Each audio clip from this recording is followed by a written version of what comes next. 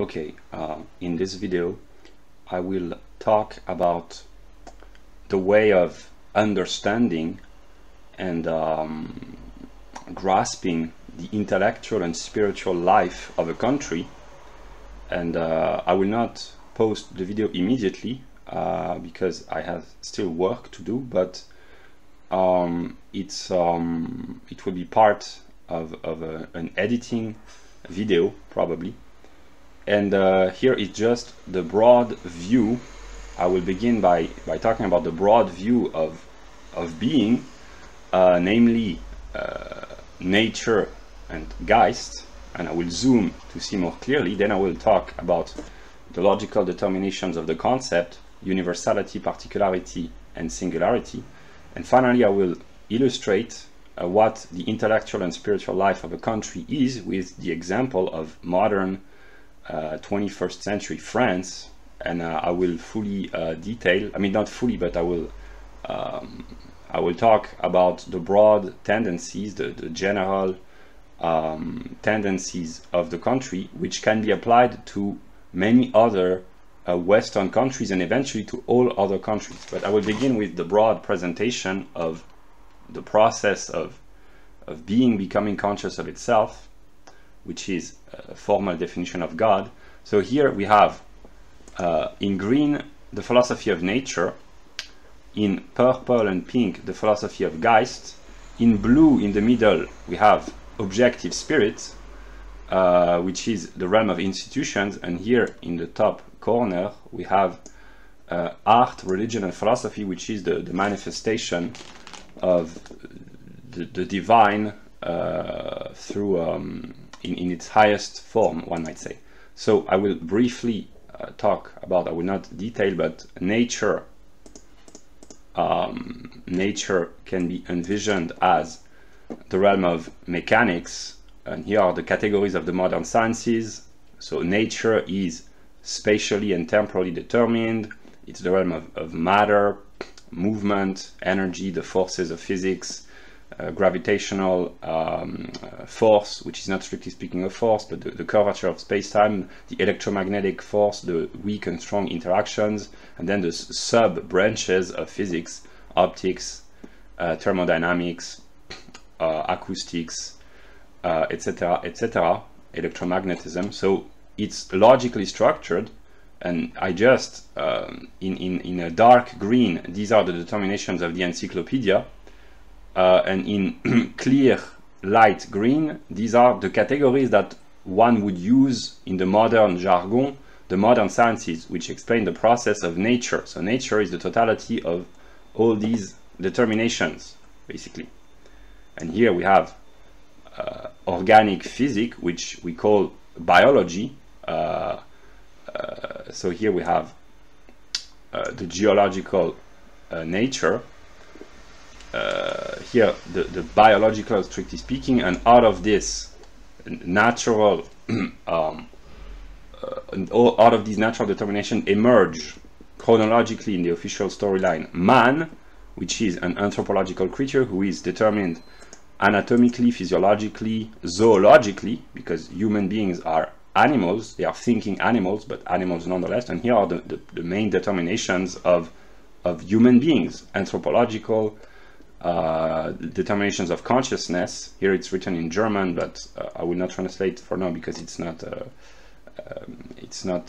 necessary for now. And here the determinations of psychology. So here it's the anthropological, psychosocial, conscious and psychological determinations of man, and all these determinations, they bring about a collective life, that which we could call Sittlichkeit, which is being made manifest through objective spirit. So all these determinations are determinations of objective spirit, namely the way man makes his mind and his spirit and his soul eventually objective to himself and to others in a collective structure, in an ordering of reality, namely in a collective life. And here I will not detail, but a society, it is valid for each singular society, but it's valid for the total collective self of mankind, basically. These are a society, a country is an interconnected totality with all these determinations. I will not detail because I have already done this in other videos, and I will, when I post this video, I will put the link to videos where I talk more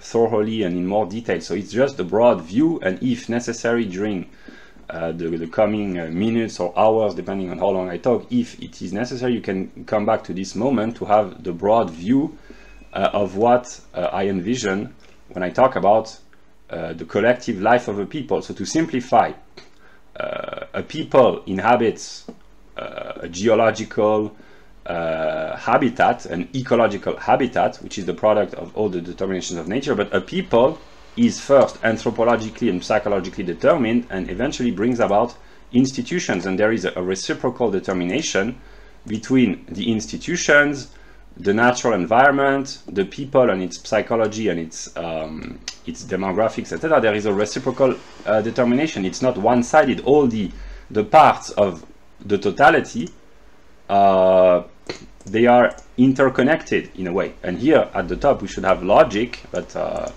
logic is the process of reconstructing itself, basically. So yeah, I will pause and now I will talk briefly about the logic of the concept. Okay, so here I illustrate very simply, very briefly, the logical distinctions of universal, particular, singular. It's the same here and there. It's just to illustrate. The universal is that which is valid for all the Bestimmtheit of a given universal, namely all the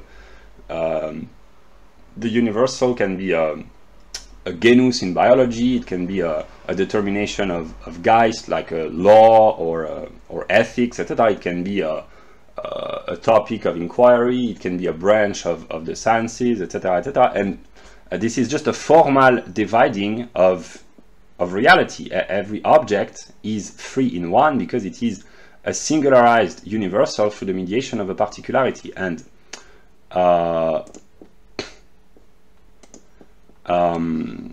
the universal limits itself, gives itself boundaries, limitations through its particularization, but it remains what it is, namely the universal is contained within the particular, and the singular is contained, the particular is contained within the singular, therefore the universal is contained within the singular. So each particular is a particularization of the universal, and each singular is a singularization of the particular, and therefore each singular is also a singularization of the universal.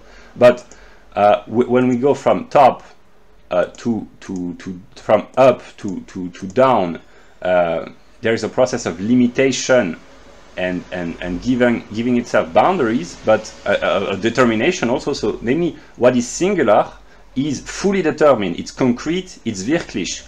Whereas what is particular or universal is more abstract, and the universal comes down to singularity through a process of determination, and the singular elevates itself to the particular and to the universal through a process of abstraction. And here I have illustrations. If you take, because this is what I intend to talk about in this video, if you take the example of the universal can be, for instance, a Western country or Western countries. Then the various particularities are European countries or a European country or European countries, Northern American and others. Here you have, for instance, Germany, England, France, and all the European countries, which are Western countries. But there are Western countries on the Northern American continent, namely US and Canada, and there are others who are considered Western in the Southern Hemisphere, New Zealand, Australia, and depending on what the Bestimmtheit means here, Western, is it economic, is it political, is it anthropological, is it cultural? Because that's why Japan is in a different color, because depending on what is meant by the Bestimmtheit Western country, one can say that Japan is a Western country and it belongs with others, or not. And I could have added Israel, even I wouldn't say the Saudi, the Arabic states, because they are not really Western, but they are Westernized in the sense that they are modern and highly developed. So depending on what is meant by the Bestimmtheit Western, is it technological development and prosperity? In this case, the United Arab Emirates, Qatar, these might be Western countries. But if Western means historically populated by Europeans, then Japan is not a Western country. If it means the Bestimmtheit of the Cold War, namely the countries who opposed the USSR and who were not third world countries, then Japan is a Western country. So that's why it's important to define the Bestimmtheit. And here I can add. So if the Bestimmtheit is the geopolitical determinations of the Cold War, European countries eastward of Germany, like Poland, Slovakia, Ukraine, Moldova, etc., the Baltic countries, they wouldn't be Western if the Japan would be Western, but Poland wouldn't if the determinacy is USSR versus the West, which is the past between 1945 and 1989 broadly. So here, countries which have historically been populated by Europeans, and here the particular can itself be subdivided. It can be particularized again in a way. And here these are anthropological determinations. Here, so we have countries which historically have been populated by Nordic Europeans, and there are Nordics in Switzerland and France, and most of the native inhabitants of these countries are Nordic. Of these people, of these countries, they are European, but not Nordic, although there are also Nordics here, but in a less significant proportion, which is a quantitative Verhältnis, a quantitative determination. Here, the divide is geological in a way, continental, I mean it's geographical, North America versus South America. So it's not anthropological, it's geographical. And here, if you subdivide the particularity of countries populated by Europeans, particularity is on the American continent, you can sub-particularize northern, southern. I could have taken Protestant, Catholic, basically. And there are others, Australia, New Zealand, and here there's South Africa, which has been populated over the past centuries by Europeans, but in a tiny proportion, which is a determination of quantitative Verhältnis. So this is an illustration. So I drew this very simple table to show that I will talk about a singular country in this video, namely the intellectual and spiritual life of France. And France is a country, so what I say about France is valid for all countries, but France is also particularized, namely there are various particularities. It's a Western country, a country of the European continent, historically populated by Europeans, but it's also historically a Catholic country. It's a country which has a Celtic tradition prior to Christianity. It's a country which is economically socialist, so these are a particularity of economics. This is a country which has borders with at least 5, I don't know exactly, with several other countries. So any determinacy can be taken.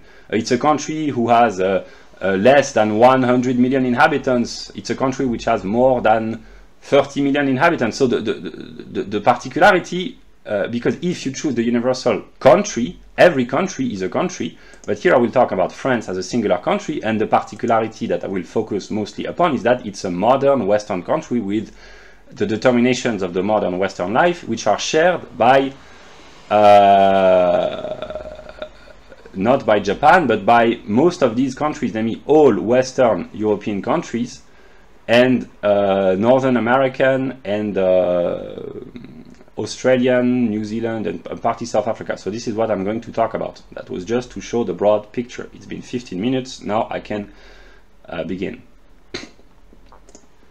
Okay, this is the broad picture. I will zoom, but first I will just make a brief comment. In order to understand a country, I believe, I may be wrong, but I believe that one has to live within the country, at least momentarily or temporarily, because to understand the spirit, the Geist of a nation, which is made manifest, I will not go back to objective and absolute spirit, but in the institutions, also the language, being in contact with the native population, being in contact with maybe the natural environment, and also with the works of art, the history, it's the immaterial substance which some people say it does not exist, the folk Geist, it does not exist, but actually it does, because the reason why people say the spirit of a people or of a nation does not exist, whatever is meant by existence, is because it's so difficult to grasp, it's so subtle, because it's not easily quantified. It cannot be quantified, or it's very difficult to quantify, and also it's very subtle, very it's immaterial, so it's very difficult. That's why only someone who has grown in a country, or who has spent a sufficient amount of time in a country, and maybe whose native language is the language of the country, can understand fully the spirit of a people. In this sense, I do not identify as a Frenchman metaphysically, I identify as a German, and culturally I am an American, basically, but also French, but my culture is mostly American. My references, my cultural references, they are American or Anglo-Saxon, and my scientific references as well. So metaphysically I'm a German, scientifically in the ordinary sense, and culturally I'm an Anglo-Saxon or an American, but empirically I'm a Frenchman. And I will just briefly talk about a few things, like to grow up in a country, to go through the educational system, to talk with the ordinary people, to read the news, to watch TV or watch videos on the internet in one's own native language. It's an experience that only a native person, not anthropologically, a native spiritual person, namely whatever the origin is, someone who has grown up in France and speaks the French language fluently, only he or she can understand. And it's valid for every country. Only a person who is born and raised in Bulgaria or Botswana or Bolivia. I chose countries with the B letter, but that was not planned, but whatever. Only a person who is native to the country, not anthropologically, namely, it's not a question of race or ethnicity, it's a question of Geist, of spirit, in a sense, namely of language and habits and Sittlichkeit, in a way, can understand a country. And in this sense, I will take examples. I can empirically, I am unable to know what it is like for a native English speaking person. What is the difference between for instance, what is the difference for a native Englishman? What is the difference between the Canadians and the Americans, the Scots and the Irish? I can know the objective differences, like by studying the history of these countries, etc. Of course, but what I mean is, I cannot empirically, and this is a universal experience, I cannot know what it's like for a native English person to think subjectively, one might say, about the Americans and the Canadians, in a sense. I don't know how they envision one another, and I will take an example.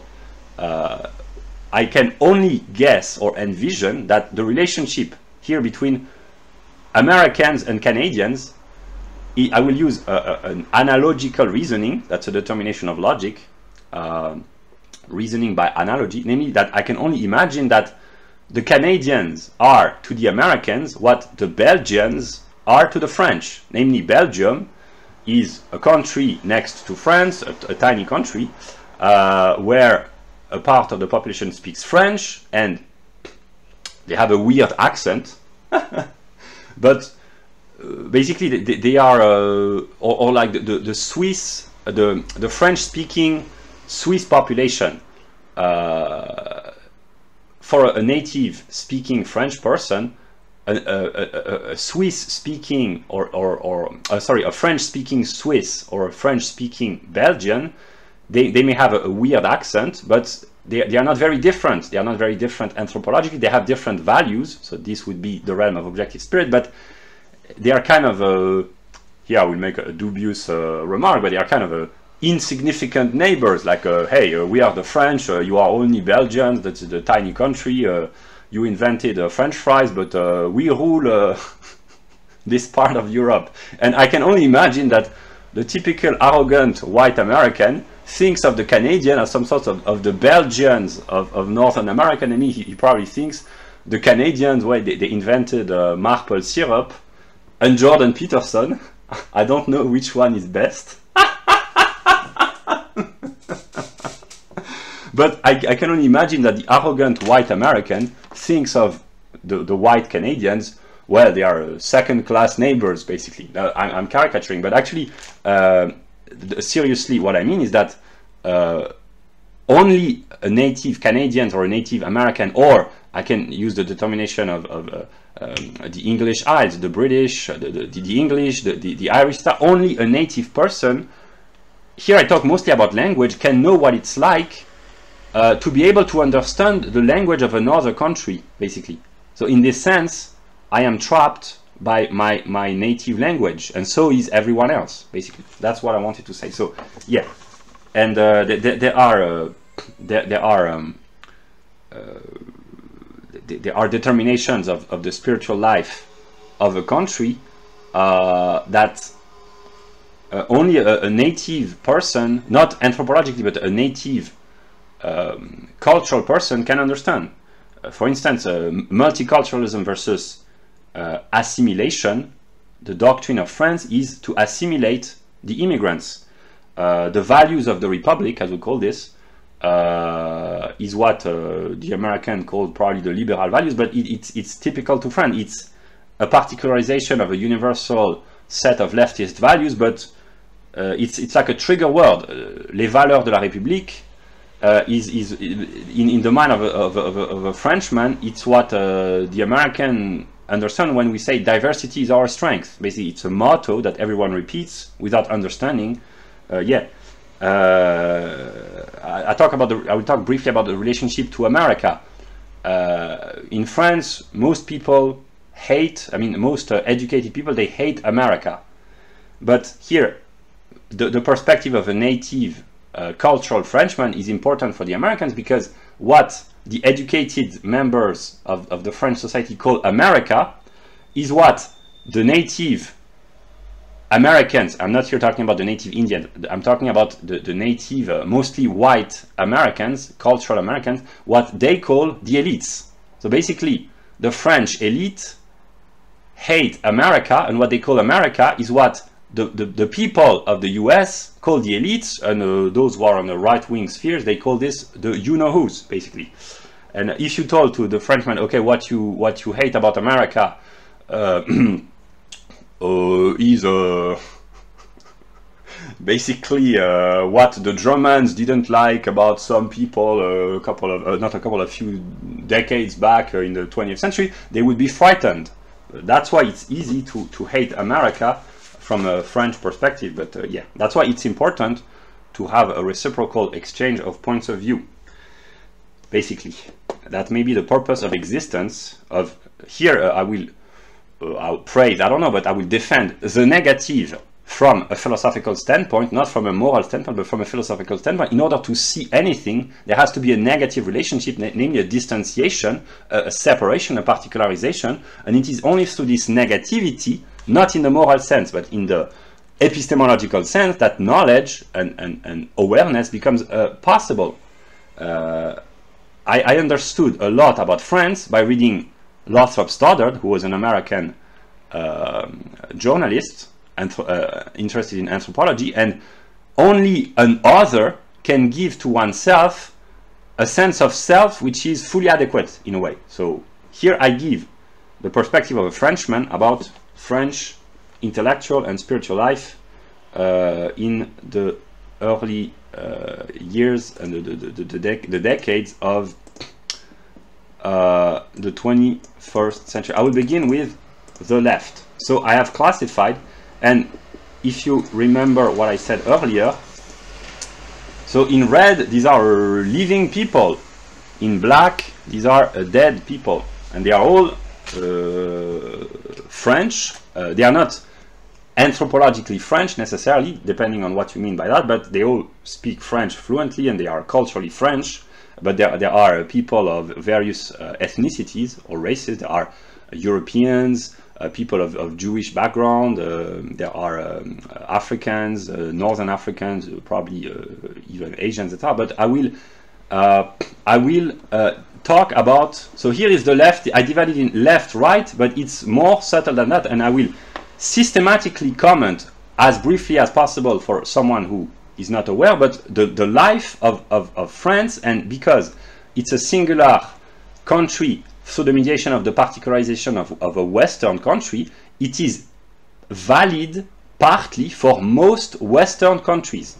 That's why I give my perspective, and those who are native inhabitants of another Western countries will be able to understand what is common or uncommon, which in logical language means identical or different, in their own native country.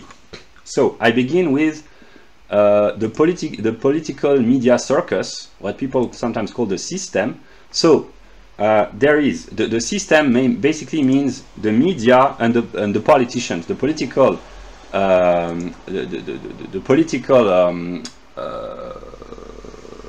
political circus and the media. And here you have some organic intellectuals of the system, namely people who are whose role consists in spreading the ideas of the system. If you want to see what a system is, go back to the beginning of the video, the objective spirit and the interconnectedness of all spheres of life. So I will not detail fully. So here you have organic intellectuals. It exists in every country. Every country with a developed intellectual life and a developed organization of institutions, there are intellectuals whose role consists in spreading the dominant ideology. This is what Karl Marx said in one of his books, namely that the ruling ideas are the ideas of the ruling class, basically. So here are some intellectuals who just spread the ideology of the system. Yeah, and which is tolerance, welcoming immigrants, equality, feminism, being open, cosmopolitan values, modernity, liberal values, both economically and socially. These are the dominant leftist values of the West, basically. And some names are famous outside of France, like Piketty, for instance. But he's more famous outside of France than in France. It happens, we'll see, with many leftist intellectuals in France, many French intellectuals, whether they are left or right, they are sometimes more famous outside of France than within France. So, yeah, the ideology in France could be considered liberal libertaire, which means liberal from an economic perspective, although it's not true, as I will show. And libertaire doesn't mean libertarian, it means liberal in a moral sense. Namely, the libertaire means left-wing libertarian in terms of values within the American context. So liberal libertaire is not libertarianism, it's what the Americans call liberals, basically. Plus, so the system, it's liberal libertaire plus socialists, basically, because France is, if you had to particularize the economic system of France, but I will develop further, it's basically a socialist country. France is, modern France is successful socialism, as successful as it can get with all the inherent contradictions of socialism. So here these are examples of organic intellectuals. Here we have examples of the cosmopolitan elites. Sarkozy and Hollande, they claim to be opposed, but they are on the same team, actually. Yeah. These people, they are united by a common rejection of the native working class, the white working class. This is a common feature of most, if not all, Western countries, namely the elites are united against the economic and cultural interests of the native white working class. So that's typical, like in America, England, like every Western country. Yeah, but the difference between the French life and the American life is that the question of race is not debated. I mean, it's becoming more and more widespread in public debate, but it's kind of an embarrassment. In France, people do not talk about race. It's like an insult to talk about race. It's not really, but because of the history of France, race is not like it's not. It cannot be. I mean, people can use the word. Even using the word race is kind of suspicious and dubious. So there is a taboo around the question of race, which does not exist in America. Yeah. Then the main topics which are being discussed, of course, are colonialism and collaboration during the Holocaust. So the French are constantly being accused by the elites and the intellectuals of having collaborated with the Nazis and being a country of colonialism, of having colonized Africa. So there is no, I mean, slavery partly, but the sin of France, from a political standpoint, is colonialism and collaboration with the Nazis, basically. Yeah. So it's the fundamental determinations are moral terror, shame, repentance. It's the elite, the intellectuals and the elite. They accuse the people, the working class, of being.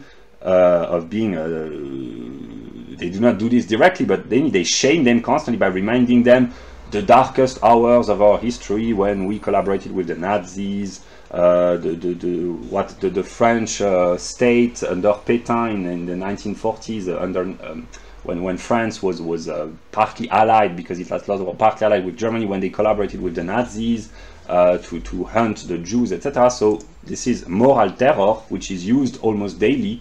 It works in every Western country, but you cannot accuse the French of segregation or genocide of the native population. So they are accused of colonialism and having collaborated with the Nazis, basically, which enables to prevent all the crimes that are being perpetrated by some desocialized immigrants, the lumpen proletariat, namely the dangerous elements which are not assimilated and who are outcast, basically, because they do not belong to society, because they have not found a job, or because they suffer from various problems. They perpetrate crimes. Not only them, there are whites who perpetrate crimes as well, of course, but there is a proportion of desocialized immigrants or descendants of immigrants who perpetrate crimes, and they are being made innocent because the constant accusation in the public life is the past crimes of the French, basically.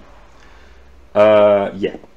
Then we have also an anti-racist woke left, but it doesn't work exactly like in the US, because these people, these are just examples, they are kind of fake in the sense that the French, they have their own pride in the sense that they want to self-flagellate, like every good white people, basically, but they still have their pride. They say, we are French, we are not Americans, so this woke bullshit, we won't take that in France. We have our own way of self-flagellation, of moral mutilation, but the woke ideology, it's spreading more and more with the newer generation who get influenced by American campuses and American news and American entertainment. But the woke ideology, namely the idea that the white race is inherently guilty, it doesn't really work in France, because the question of race is such a taboo. So if the elites or the intellectuals started really to develop the woke ideology, it would be kind of dangerous, because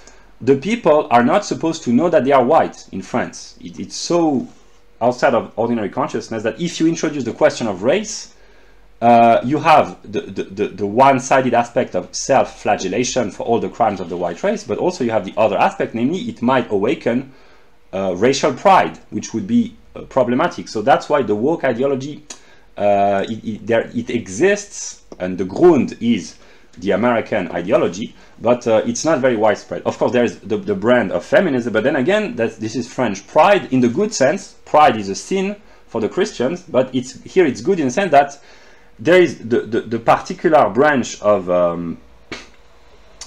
of feminism, namely the French have a history of feminism. So here I noted there is the up to down feminism, namely the up would be American campuses and down would be the particularization of the ideology of American campuses, Judith Butler and etc. That would be imported feminism, imported mostly from American campuses, but it doesn't really work in France. We have our native brand of feminism, namely the French people historically has developed its own brand of feminism, and here it can be partly praised. There are Olympe de Gouges, who was a French revolutionary woman in the 18th century. There is Georges Sand, who was a French female writer of the 19th century, and Simone de Beauvoir. One can think whatever one wants, but these are native French women who were not influenced by American ideology, basically, and there have been great female achievements in French history, like Madame. I forgot her name. She helped Voltaire translate the works of Newton. Marie Curie, who was a Polish singer. So there are great French women. Joan of Arc, of course. Marie Antoinette. Well, yeah. Great French poetress.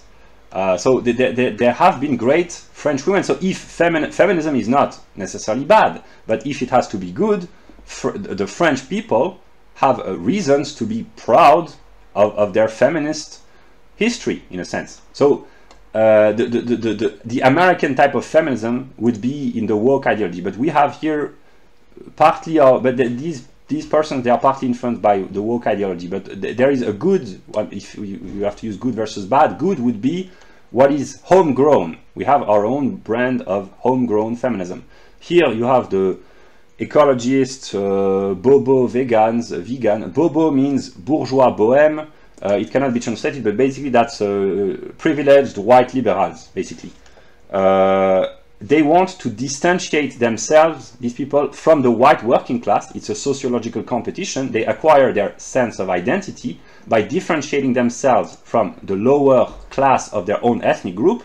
That's why identity and difference are conceptually united. So they do everything they can to separate themselves in terms of status. So they adopt the most ludicrous ideology just to say, I am different from those working people who have to toil all day and pay their bills and who speak in a vulgar language. We are refined, we have a brand new ideology, anti-speciesism, the most various kinds of anti-racism, Islamophilia, they love Muslims. Their ideology is completely antagonistic with the view of ordinary Muslims and even more with radical Islam, but they are in league with the Muslims because unconsciously they just want to annoy the white working class. This is the psychological characteristic of these people, and they exist in every Western country. They are really the most ludicrous, one might say, but actually it's logical. It's simply a sociological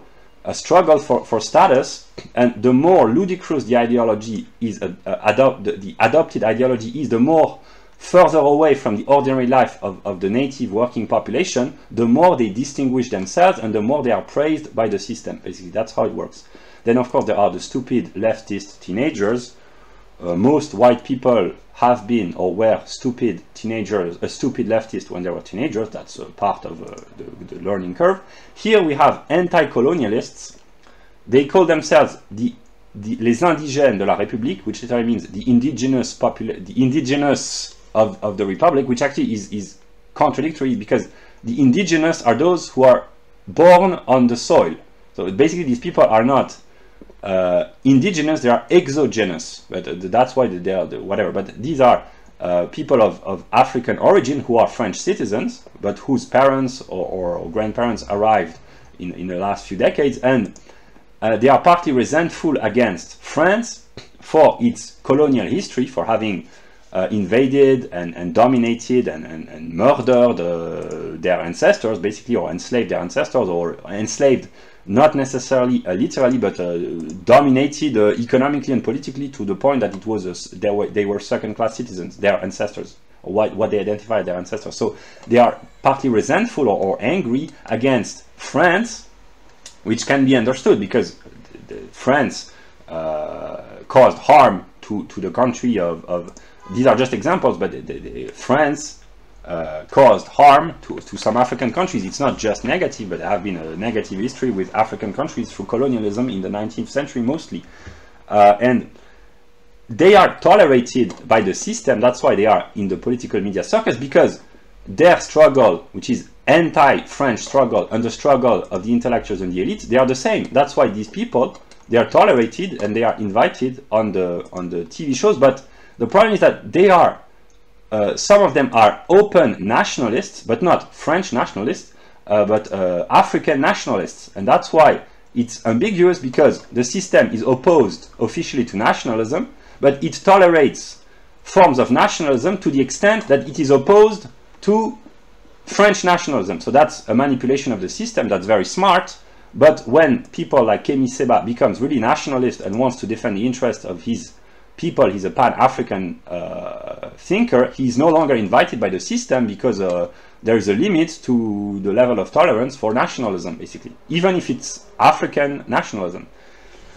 Here we have the theatrical is my translation of spectaculaire, not in the sense of amazing, but spectacle means the show, like the ideology of Guy Debord, la société du spectacle, could be translated by theatrical, namely it's theatricality. It's kind of a comedy. It can be a sinister comedy, but it's a play.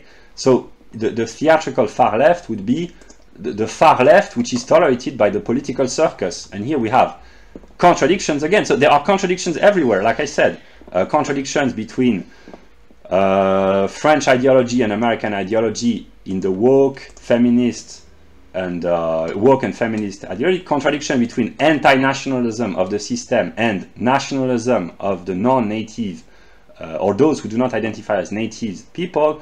And here we have contradictions because the far left is tolerated by the system, but there are opposite poles. There are the Islamophobes, those who reject Islam, and those who are Islamophiles.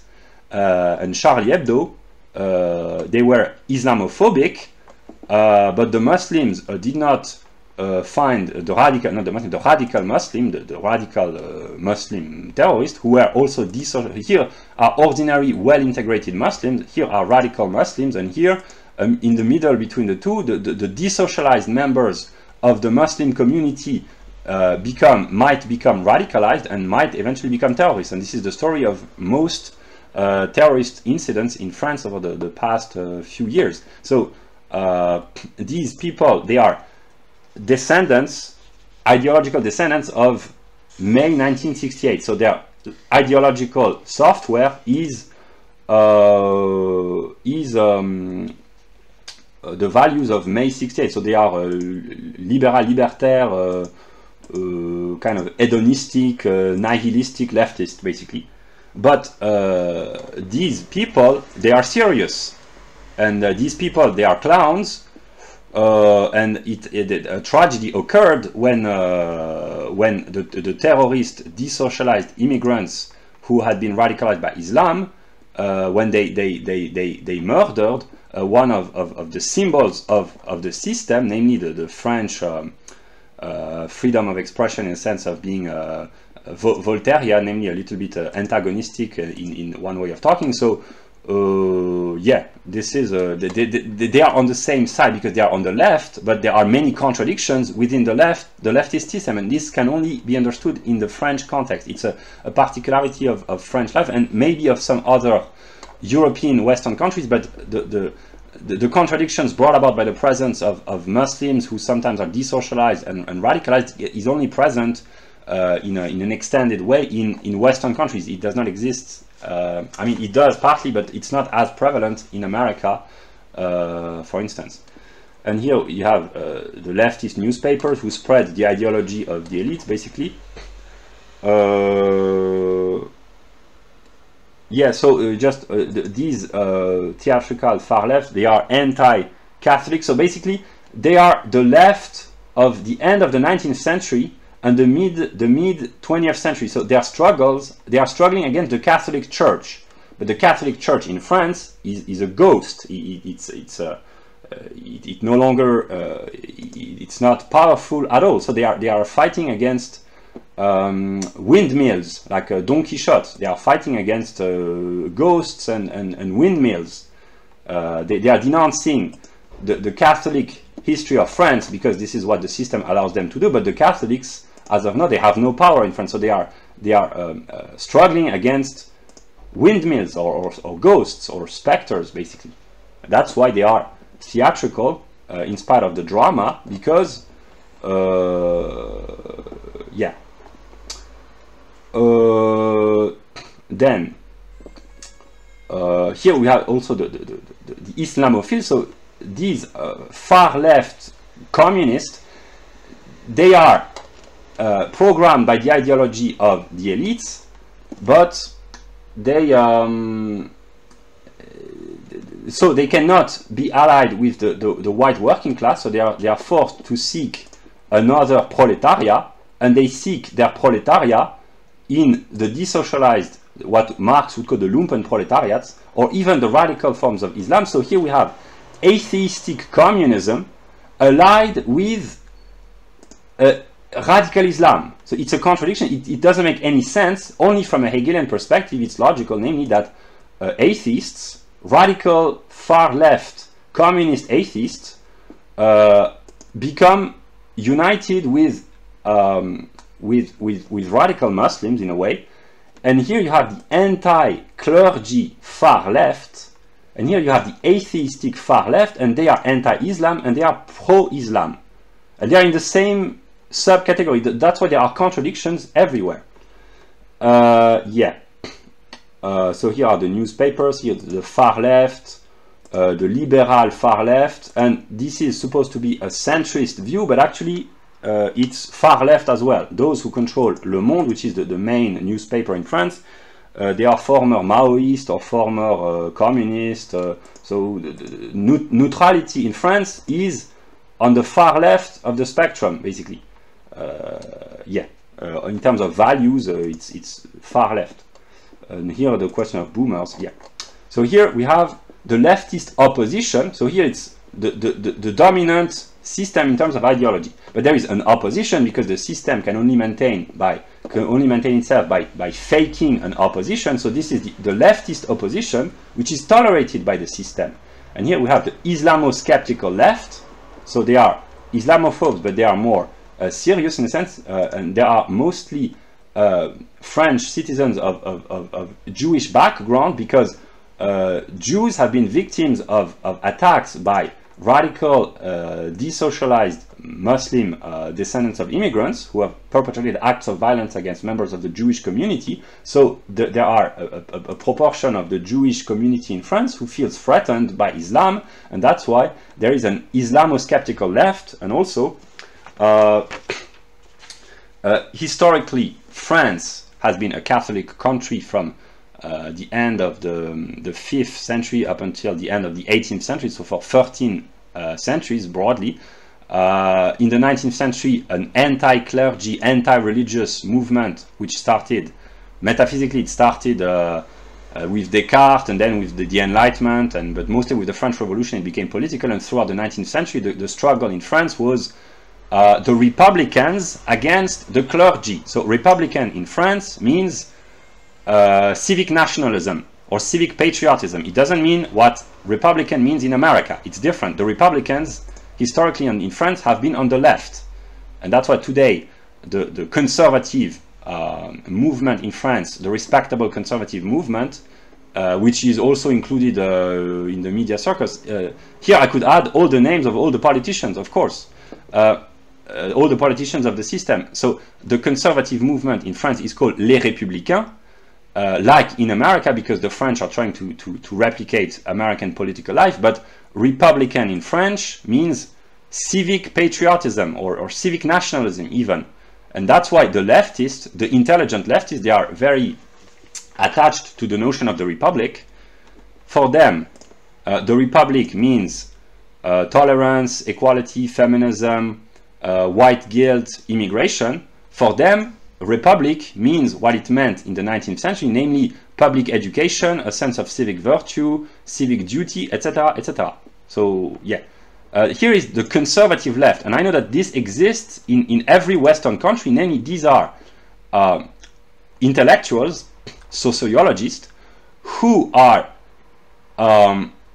defending the working class, whether they are immigrants. There are not only Muslim immigrants in France, there are immigrants of many nationalities, but most immigrants are religiously Muslim. So these conservative leftists, they are defending the working class, which is still predominantly white. It's quantitative Verhältnis, the proportion, the measure is still majoritarily white, but the proportion of non-native French, anthropologically native French persons, namely descendants of immigrants who arrived during the past 50 years, is increasing. So these people, they are defending the working class independently of any question of ethnicity, but they are defending them on economic grounds. So they are conservative socialists in a way, one might say, conservative socialists, and they are tolerated by the political media circus because the circus understands that in order to maintain itself, it has to leave a little bit of room for the white working class, because these people, they live by, all these people, actually the entire system, live by exploiting the sweat and work of the working class. This is a Marxist analysis, namely the elites, they thrive because they exploit the people. That's how it works. So these people, they are taking side with the people, but not with the anthropological people, with the economic people, namely working class and lower middle class. And that's why they are tolerated, because they do not talk about ethnicity, or sometimes they do, but in a very diplomatic way.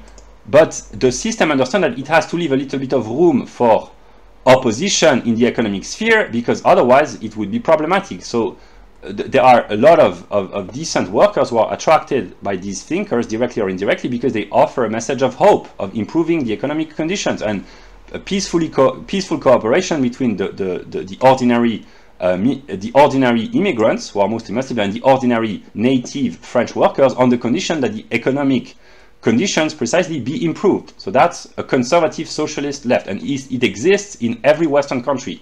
Partly Bernie Sanders, because we have here really the ideological bourgeois left. These people, they are bourgeois, and these people, they are also bourgeois because they are academics and scholars, but they defend the workers, basically.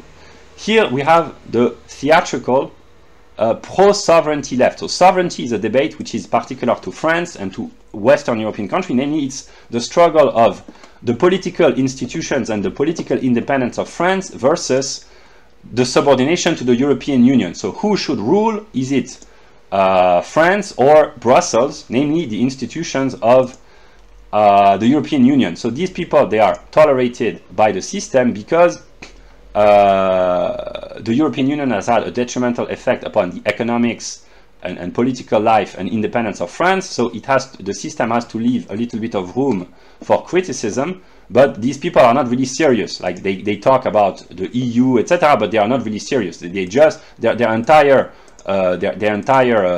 mind is focused on the problem is the EU. So they focus all the problems of terrorism, problems of economic degradation, problems of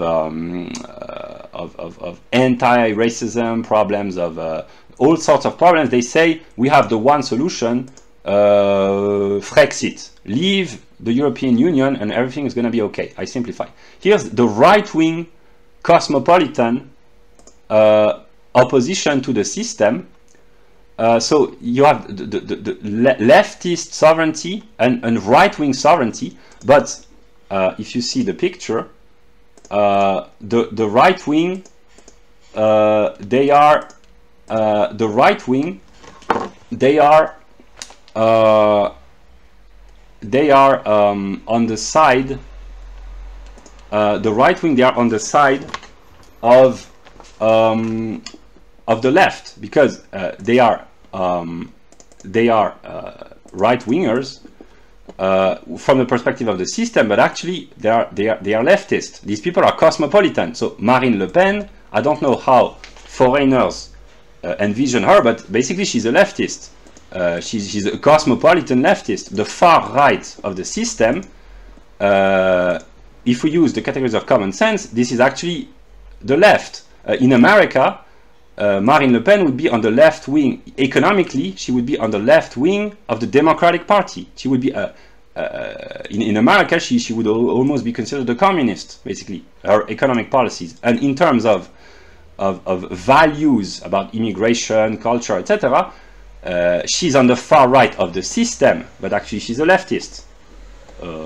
And here I will, this is what on the right we have Mr. Delesquin, who is kind of a liberal nationalist, who said famously for the French that Marine Le Pen is a leftist woman. She has no culture. What she enjoys, I will try to translate this into English because it's funny, what she enjoys is dancing in nightclubs while listening to African music. And there's nothing wrong, African music is great, but that's what she does. She's a leftist with no culture who enjoys dancing in nightclubs listening to African music, and there's nothing wrong with that. Yeah.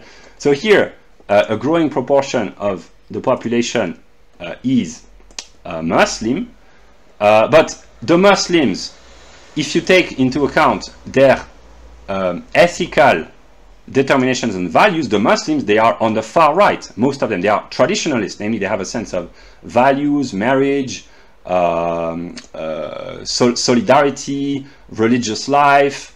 I'm not idealizing them. They are not all extraordinary, virtuous people, but most of them are virtuous and religious and decent and traditionalist. But they are on the left side of the political divide, because it is mostly around the question of demographics, basically. So it's the perspective of white Frenchmen. The system is seen from the perspective of whites, but in the Muslim communities, the far right, a radical Muslim, not a dissociative, but a radical Islamist, from the perspective of a Muslim society, he would be on the far right. But from the perspective of a Western society, he's on the left, basically. So that's why it depends on the Bestimmtheit that one chooses. But the Muslims, they are defended by the system and by the left, except by some Islamophobes here and some Islamo-skepticals here. But yeah, and so someone like Marine Le Pen has to constantly say that the Muslims are part of the French community, part of the French nation, etc. That's why she's hated on the far right and on the right, and that's why she's tolerated by the system, because she plays by the rules.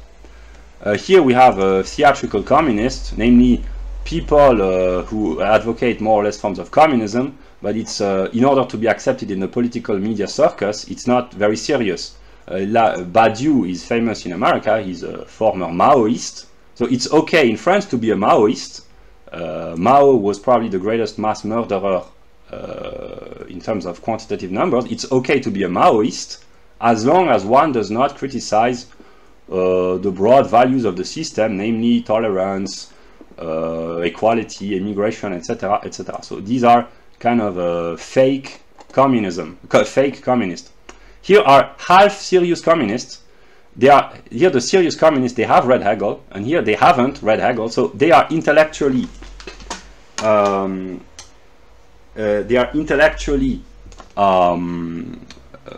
gifted and very intelligent.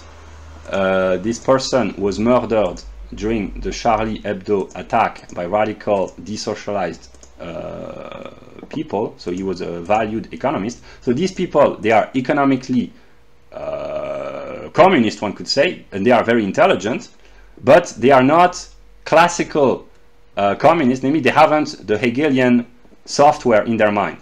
Here we have a theatrical anarchist, namely anarchists, teenage anarchists. Here's a doctor who converted himself to anarchism.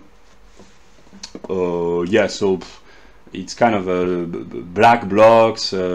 They are not black blocs, but we could have black blocs, namely the forces of chaos from the left, which are tolerated by the system because it enables the repression from the police forces. It enables to terrorize the population while collaborating secretly with them, So that's why they are accepted by the system, because they are a part of chaos within the established chaos of the system. But because it is established, it is no longer chaos, it's order. Actually, it's an orderly chaos. It's what some Anglo-Saxon call anarcho-tyranny.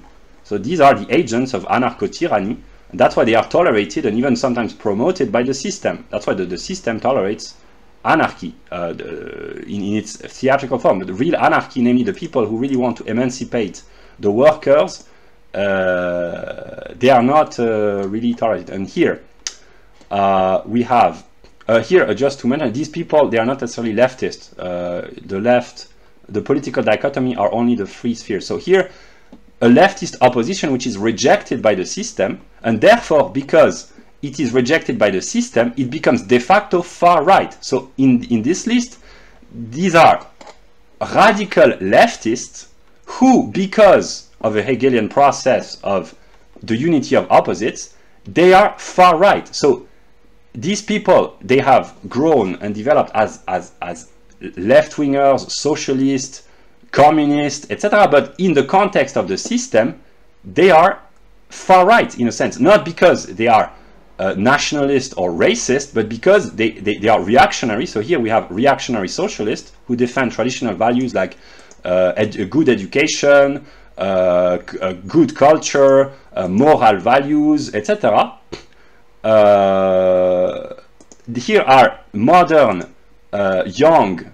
The divide here is between younger people and older generation. So here people are pro-sovereignty, like they think about sovereignty, but not in a theatrical way. They are serious about the sovereignty of France, and that's why they are not accepted by the system, because they really want to emancipate themselves from the European Union. Here are the Islamophobic left. So here this Islamoscepticism is tolerated by the system and mostly attracts people of Jewish ethnicity or origin. And here it's an Islamophobic left which is not tolerated by the system, because these people, they are classical left-wing Republicans, teachers, people who are attached to the value of education. So they revolt against Islam because Islam for them threatens the cherished value of neutral religiosity for the French state, namely that the French Republic ought to be and has historically been neutral since the end of the 19th century, and the state is not supposed to be involved in religious life. And these people, they are attached to the principle of separation of church and state, which is still valid, but they are very attached to this, and the principle that one ought not to talk about religion in the public sphere, and that's why they are opposed to radical Muslims and even to ordinary Muslims. And that's why they are leftist, but they are in the process of becoming far right, because they oppose an essential is the determination of das Wesens, identity and difference, for instance, of the system. So these people, they are classified by the system as far right people, although strictly speaking they are leftist. None of these people are white nationalists in a sense, but they are nonetheless far right, precisely because they are stable in a world ever switching towards the left. I mean, in a Western world switching toward the left, they are simply old-fashioned leftist. But if you remain a leftist in a political life which goes further and further towards the left with each passing decade, these people, they were leftist in the 1960s and 70s, and they have remained leftist, mainly the ideal of the working class, elevation through hard work. They are almost American. They are not Americans because they are all proto-communist or proto-socialist, but the ideal of the idea that if people work hard in school, they can make it. The idea that the state is a noble idea. It elevates the people to citizenship and civic virtue. So they are reactionary socialists. But they do not talk about the question of race, because this is not their software, but this is yeah. And here again we find the same contradiction. So here the theatrical far left, Islamophobes and Islamophiles, and here the same contradiction reappears, namely on the far left of the system, which is actually the far right. That's very Hegelian. These people are Islamophobic, and here people like Alain Soral is Islamophile, and his view consists in uniting the French working class and eventually the Catholics with the ordinary Muslim against what he calls the elites and that which he identifies with the Jews, basically. So he wants to resurrect anti-Semitism with no reference to racial identity. So he's an anti-racist, anti-Semite whose purpose is to attempt to unite Muslims with Catholics and with the white working class against the elites of the system, basically. I simplify. And that's why there are conflicts within the left, because someone like Dieudonné, he threatened, or at least the system pretended that he threatened their values. So there was a conflict between the former Prime Minister of Hollande, Mr. Valls, with Dieudonné, because he made jokes about Israel, basically. So although he's a mixed-race person who defends anti-racist views, even so sometimes pro-African views, he's a leftist, but he's considered a far-right ideologue, although he's a comedian. That's why it's quite complex. So only a native French person can understand the life of the French nation. So here we have the classical figure of civic nationalism in France, Ernest Renan. Nationalism in France was an invention of the left during the French Revolution, and here it's at the end of the 19th century with the rise of nationalism throughout Europe, in Italy, Germany, etc. France developed its own brand of nationalism, namely civic nationalism, not racial nationalism, as opposed to the Germanic view. And so here we have one of the founders of patriotism, and here civic patriotism or civic nationalism, namely the idea that members of a national community are united by bonds of or ties of spirit and not of blood. And that's why he's a leftist. And here we have serious communists, people who have read Hegel and who understand Hegel, and these people are very intelligent, and they are like them in a way. They are, here we have reactionary socialists, and here we have not reactionary communists, we have actually communists, because communism, the purpose of communism is to implement a communist society which is beyond left and right. So these people, they are very smart because they have read Hegel. That's why I have a lot of intellectual respect for these people. I'm not sure that this person read Hegel, but all the others, they are Hegelians, and they have influenced me greatly in my intellectual development. Wherever it has led me or will lead me, I have been influenced by these people. They taught me about Hegel when I was completely ignorant of many topics. So I owe a lot of my intellectual development to these people. They introduced me to Hegel, basically, and they are, on an intellectual level, they are smart. They are communists, but they are smart. Here we have traditional French anarchists, Proudhon, Louise Michel, Jacques Ellul, situationists. So the situationists here, there are the clowns situationists and the real situationists. These people were very smart. Here, Chaim Semprun, he was some sort of a, I could say he was he was not a communist, he was a radical critique of modernity.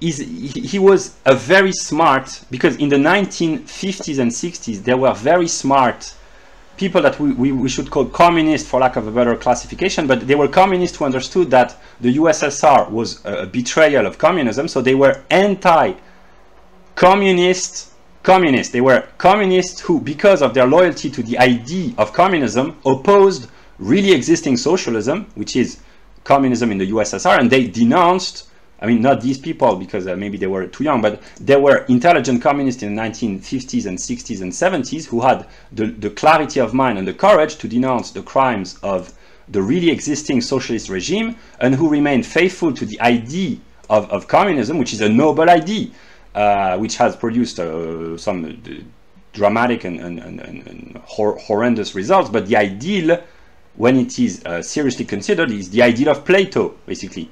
And of Marx in the noble sense. So here these are some sort of noble, anti-communist, radical critiques. So they have the courage and the clarity of mind to oppose modernity. And this person published in his publishing house, Kaczynski, for instance. Kaczynski was a terrorist and still is a terrorist, but he's an anti-modern. So these are a very specific branch of they are not really leftist. They are, it's difficult to classify them, but they are very intelligent. And here we have serious ecologists who also are in league with the far right because they are serious, basically. That's why most of these people, the theatrical people here, they are not really serious, and the people who are rejected by the system, they are rejected precisely because intellectually they are very serious. All I mean, here is dubious, but these people intellectually they are serious, and these people as well, they from an intellectual level, it's high quality. Quality is quantity, so it's quantity because they have profound insights, extended views, a high faculty of uniting several numerically distinct concepts, etc. So concepts in the ordinary sense. So that's why they are highly quantitatively and highly qualitatively determined thinkers. So the people in this column, with the exception of maybe these people, I mean, I do not criticize them, but most of these people, the people in this category, they are really intelligent. It cannot be denied. And here we have people who are not really leftist, but they are kind of within the system without being in it because they are interested in science, and the system does not promote science only when it can advance its ideological purpose. But here these are just scientists, so philosophers, Hegelians, scientists. Here we have a physicist, a mathematician, and he's an ecologist, not in a political sense, but in a theoretical sense. He's a thinker of ecology, so he probably has a background in physics as well, or yeah. So yeah, and here we have people who wrote books about cosmic consciousness. Yeah, and here are the spirits of death, some very important figure of the left. So these people, I don't know their political affiliation, and really it's not important, but they are within the system because they do not oppose the system in any way, but they do not, they are neither within nor without. They are simply people who think. They are thinkers, basically. And yeah, he's an important French physicist, an important French mathematician who got involved into politics, but it was kind of a failure. But from a mathematical standpoint, he's very intelligent. He's yeah. So yeah, here he wrote great books about Hegel. He wrote great books about Hegel, and he's a great Hegelian scholar. So France produces quality in terms of intellect. And here we have these people. They are on the left, most of them. We have the scientists cannot. No, the scientists, they are not on the left. Sorry, scientists are not on the, because science precisely is beyond political divide. So these people are not leftist, but they are. They could be considered heroes of the left because, or I don't know, because Lavoisier was he had his head cut off by the French revolutionaries, but they represent the ideal of what the French Republic ought to be, or was ideally in the 19th century, namely an ideal which promotes science. But precisely Lavoisier was had his head cut off by the Republican revolutionary because they said the Republic doesn't need scientists. So yeah, it's also contradictory. But these are just simply great French scientists, Pasteur, Marie Curie, and Lavoisier. These are really great scientists. Political figures here, they are mostly on the left.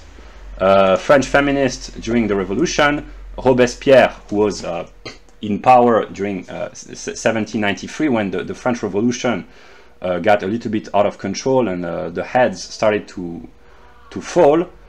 So he was in a very difficult situation. He's an ambiguous figure because he's kind of despised by the politically correct people because of his radical views, but he's kind of respected by the radical left and some communists, and most communists, and also by the right because he was kind of the founding father of a form of civic patriotism in a sense of civic duty, devotion to the fatherland.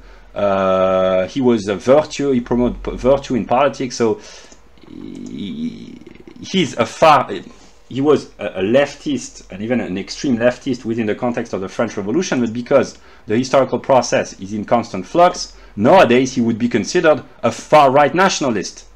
he did not talk about race, but in the context of modernity, if Robespierre came back to life, he would be on the far right. And there are people on the far right who admire Robespierre. Jules Ferry, one of the founding fathers of the French educational system in the 19th century and the ideology of the French free and compulsory education, also of colonialism. So here the leftists in the 19th century, they were colonialists, and the right wing of the 19th century, who were religious reactionaries, they were mostly opposed to colonialism. So it's a little bit like the Democrats and the Republicans on the question of slavery in the US. The colonialists were leftists, and the left, they control the educational system, and they make sure that the people forget, because if the people knew, I mean, most people know, but if everyone knew that the colonialism was an invention of the left, I mean, I simplified, there were right-wingers, businessmen who were interested, and there were left-wingers who were opposed in the name of universal brotherhood of the workers or whatever. But the leftist elites of the 19th century, they wanted to conquer Africa, and the leftist elite of today, well, they want the opposite, basically. They wanted France to conquer Africa, and in a Hegelian reversal, the modern elites want basically the opposite. I don't need to go into further detail. Here are all the presidents since de Gaulle. They were right-wingers from an economic standpoint, but their values were leftist. So Chirac was a right-winger politically, but he's actually a leftist. He pretended to be a right-winger, but he was a leftist. Yeah. Here we have classical, serious left-wing intellectual historians, and that's what I said. Only a native person, not anthropologically but culturally, of a country can know, because these nouns are completely unintelligible to someone who is not French. But it's just to illustrate that I will show the right-wing perspective. Here we have historians of the right, but only a culturally native person can know which historian is native to a country and which which native historian is on which side of the political divide. So every educated Frenchman knows broadly some of the most important historians of French history, because history is not finite, it's not a fixed determination, it evolves, it changes with each new generation. Each generation rewrites history, not in the Orwellian sense, but reinterpret history with the new data of the modern sciences, and retells its own history. And here are the names of some great left-wing, I mean, ideally they would think of themselves as being beyond right and left, because a historian ought to seek to be a scientist, but he was a communist. But educated Frenchmen know about the history of France, namely historiography, the way French history is being written, and only a culturally native person can know about these subtleties. Here we have intellectuals. Intellectual is probably a French invention, namely it's a smart person who makes a living by influencing others while spreading ideas. It was born in the 18th century, probably, and they are mainstream public opinion influencers. Here are classical French Hegelians, and here are French writers. I classify them on the left because they are more appreciated by the left, usually. He was a leftist within the context of 18th century France, namely he was a liberal in an aristocratic society, so he was on the left, but there were no left and right divide prior to, I mean, the conscious political divide prior to the French Revolution, simply because there was no political debates. It was an I mean, there were, but they were not determined by the rules of politics. It was inner conflicts between the aristocracy, the clergy, the king, etc. There were probably discussions and councils, etc. But it was not one man, one vote, basically. So he was a leftist in the context of 18th century aristocratic France. Same, he was a leftist. He was a bourgeois leftist. So he was the today Flaubert, which is a fantastic, not fantastic in the sense of literary genre, but great. He is a great French writer, but in the modern context, he would be a cosmopolitan. But he was a bourgeois leftist of the day. Welbeck, he's a leftist, but he's cynical, so he's classified as a far right. But yeah, he's kind of cynical. But yeah, Victor Hugo is a leftist, radical leftist. Difficult to classify. Communist. He was a ministry. He had an important role in the Ministry of Culture under de Gaulle after the Second World War. Early 18th century. Molière is not a leftist, but he made fun of the religious people. He made fun of the bourgeoisie. He got in trouble with important people of his day because his sense of humor was not liked and enjoyed by everyone. But he is a great writer, and he wrote some very profound plays, mostly the Misanthrope, which fascinated Rousseau. I think Rousseau is on the right, but whatever. Yeah. So yeah, I put it on the left because he's taught by the system, but he's beyond left and right. He's a national treasure, one might say. Montaigne, who was a skeptic. Rabelais, this is during the Renaissance, promoting knowledge. Greek and Latin, the humanities, a distanciation towards the authority of the church, etc. In a way.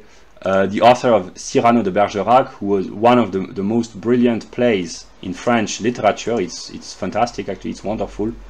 It's worth speaking French just for having the privilege of reading Cyrano in the native French language, because it's really high literature. It's loved by most people because it's really a great story. Sade, which gave sadistic, was a leftist. He was a radical left-wing Republican revolutionary. So sadism, historically, is an invention of the left, one might say. Voltaire, today, Voltaire, here you have people who are loyal to Voltaire. Today, Voltaire would be on the right, and even because Voltaire was kind of a troublemaker of his days. They bring a lot of trouble, these French intellectuals, don't they? Thank God I do not identify as a French intellectual, but as a German metaphysician. But German metaphysics include pretty much everything in itself, so Voltaire was the Nietzsche of the 18th century. Nietzsche had a stronger character, but Voltaire was more subtle, more... Voltaire is the French Nietzsche, and Nietzsche is the German Voltaire, and their identity is the identity of Germany and France, and their difference is the difference between Germany and France. And since identity and difference are identical, but nonetheless differentiated, Voltaire and Nietzsche are a Hegelian couple. Nietzsche would love this joke, because Nietzsche, to be honest, Nietzsche in his best moment is really great. And yeah, and here Zola denounced the oppression of the working class, so he was a radical left-wing. So most of them, if not all of them, they really are leftist politically. Good literature, it is said in France, good literature is right-wing literature. But here, they are almost all of them are leftist, with the exception of Molière, who is beyond left and right, but they are leaning on the left. But there are really great writers here, but I think the writers on the right, if we are honest, they are better. Racine, Corneille, Balzac, Stendhal, and I put Rousseau on the right, which if the French, and I think they will at someone watch this, putting Rousseau as a right-wing author is a very dubious choice. People might disagree with a lot of things I say, but maybe this is one of the biggest point of contention, of disagreement, namely why did I put Rousseau as a right-wing author? Because I'm well aware that Rousseau was the father of Romanticism and was left-leaning, but Rousseau cannot be classified. He's beyond left and right. He's simply he cannot be classified. He's too great to be boxed in, basically. But I understand that people might want to put Rousseau on the left, but actually the great leftist figures of history, if they came back to life, they would be far right. Robespierre would be far right. Jean Jaurès would be a reactionary socialist. Simone Veil, no, sorry. These people, they are Hegelian, so they would switch from left to right. But these people, they would be on the right, most of them, basically. Okay, so that was in 1 hour, broadly more than 1 hour, the view of, and here also a radical left-wingers political figure. So Marat was a French revolutionary during the times of Robespierre. He was even more radical. He was assassinated by Charlotte Corday, so he was really a radical leftist figure. Robespierre was extreme left, but with a sense of the common good. Here he was extreme left with really negative views. I do not judge him, but simply to say that Robespierre was very radical, but he was more encompassing of the whole nation, whereas Marat was really it was a class warfare before the communists of the 19th and 20th century. Blanqui was, I think, some sort of an anarchist. Boulanger, okay, Boulanger was a far-right populist of the 19th century.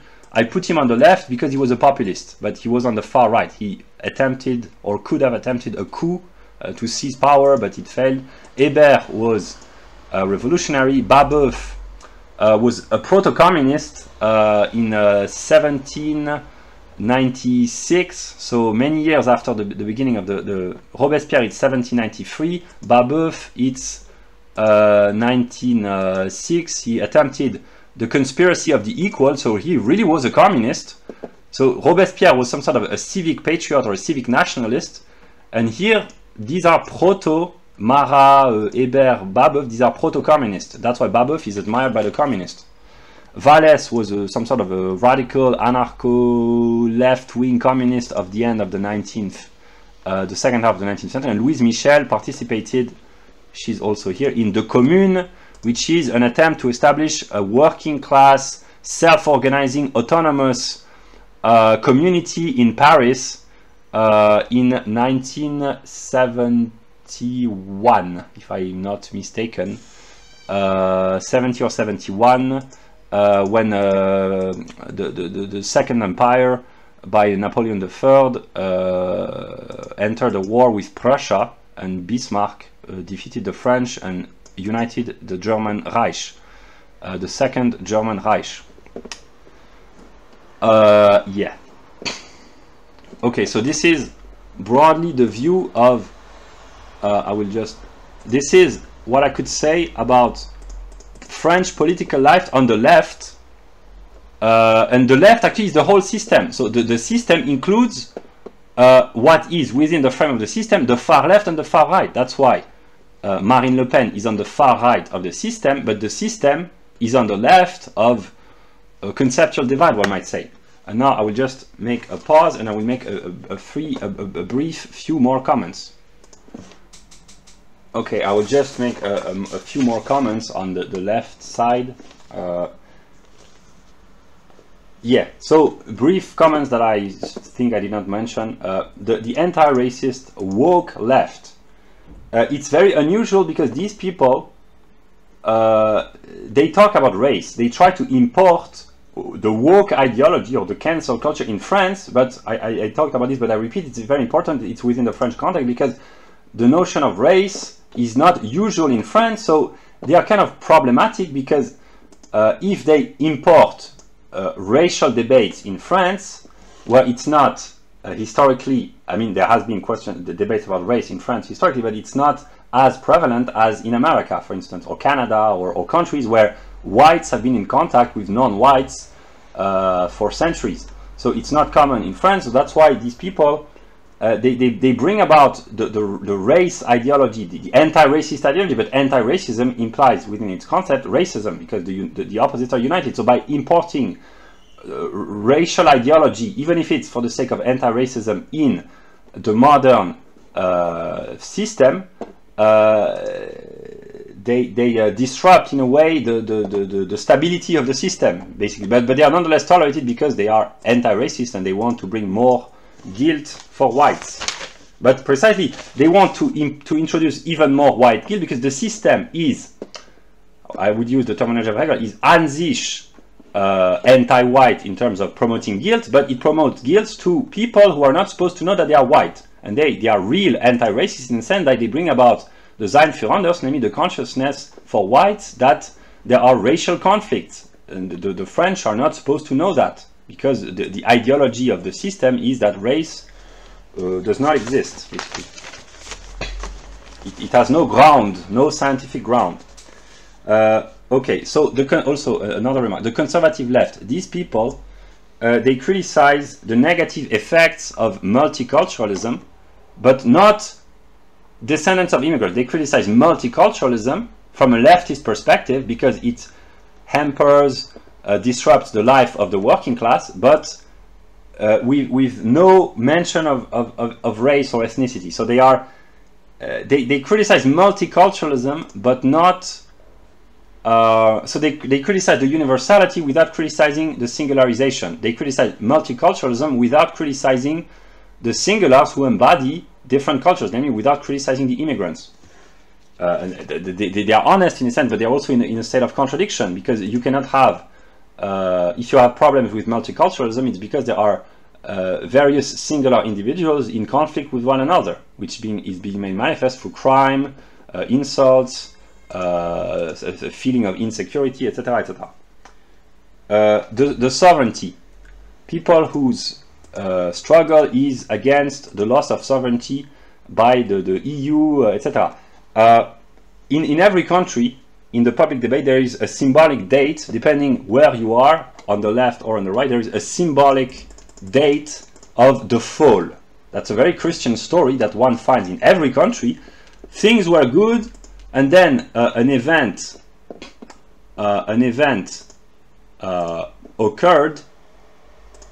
Things were good, but then an event occurred which brought about the fall. And for these people, the pro-sovereignty leftists, the fall was the Maastricht Treaty, I think in 1992, when freedom of circulation and exchange, etc., within the European boundaries of the European community in terms of political entity became a manifest. So for them, the reactionary socialist or the reactionary left, the fall occurred with Maastricht, the Maastricht Treaty, with Reagan and Thatcher and neoliberal policies. These people, the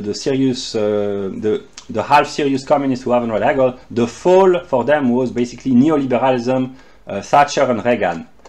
For them, it's Maastricht, or 2007 when Sarkozy, who is a member of the cosmopolitan elite, he's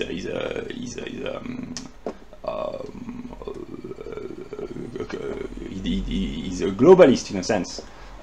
When there was a referendum in 2005 whether or not France should vote to adopt a European constitution, namely to politically unify Europe and the EU, and the French said no, and then in 2007 Sarkozy implemented a text which kind of forced France to adopt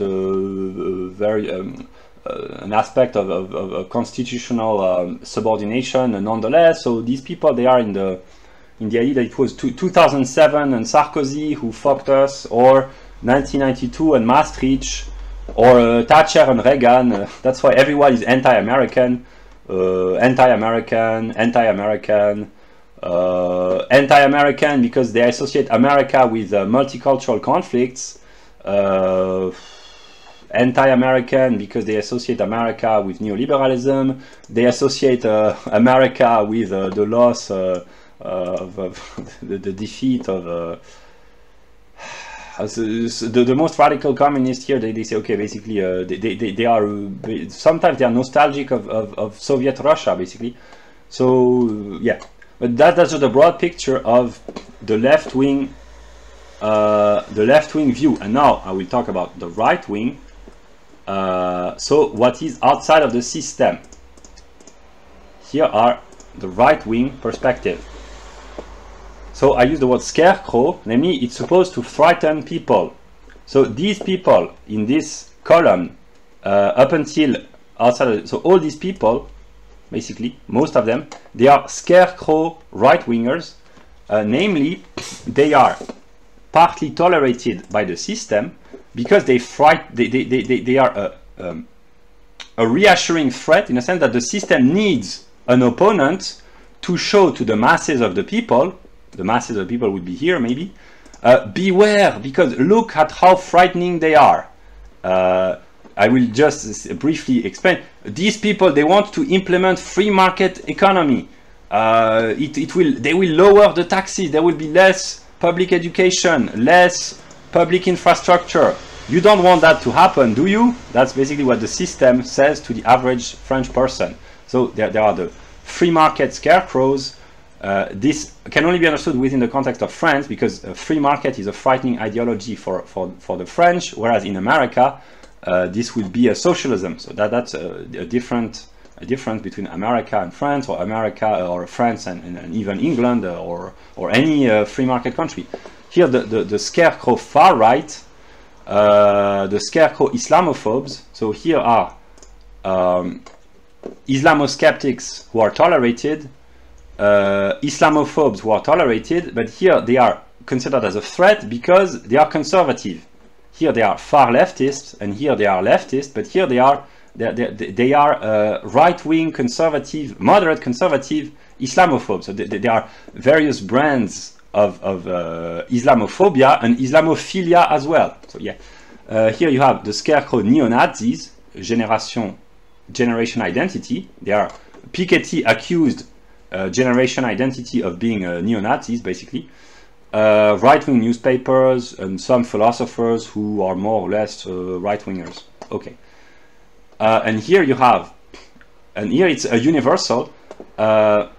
People who are outside of the system, Nancy, outside of the political media circus, and who develop their ideas on the internet. So here, these are westernized descendants of immigrants. So some of their parents or grandparents probably came from Northern African or Asian countries, and they may even be Muslim, but these people have fully assimilated. They have become Westerner in a sense of objective Geist, namely the values, characteristics, behaviors, ways of life of the West, and they are attached emotionally, intellectually, culturally to the West, which they know from the French perspective. So these people, they are Western patriots, one might say. And I know that this exists in every Western country, because there are descendants of immigrants who fail to integrate socially, and those who succeed, and most of them succeed, but there are those who are in the middle, but a proportion of them fail and turns to a radical Islam. A proportion of them, here it's probably sociologically determined, those who are working class, they remain attached to the Muslim tradition because they find appeasement in religion.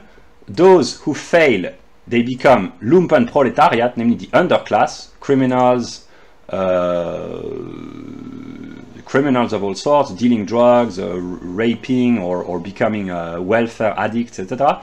And radical Islam attracts desocialized immigrants and intelligent people who go there for spiritual reasons, whatever. But yeah, and also, so here would be the ordinary Muslims who remain strongly attached to the Muslim religion would be mostly working class people, and here not only but mostly also middle class, but mostly middle and working class. And here these are people who are usually very well assimilated to the Western life, and most of the time, if their parents were Muslims, they have given up on the Muslim religion, and this person, for instance, is an anti-Muslim thinker in a way, and they found freedom as promoted by the good left, freedom of choice, freedom of expression, freedom of freedom for women, from sometimes how do you explain,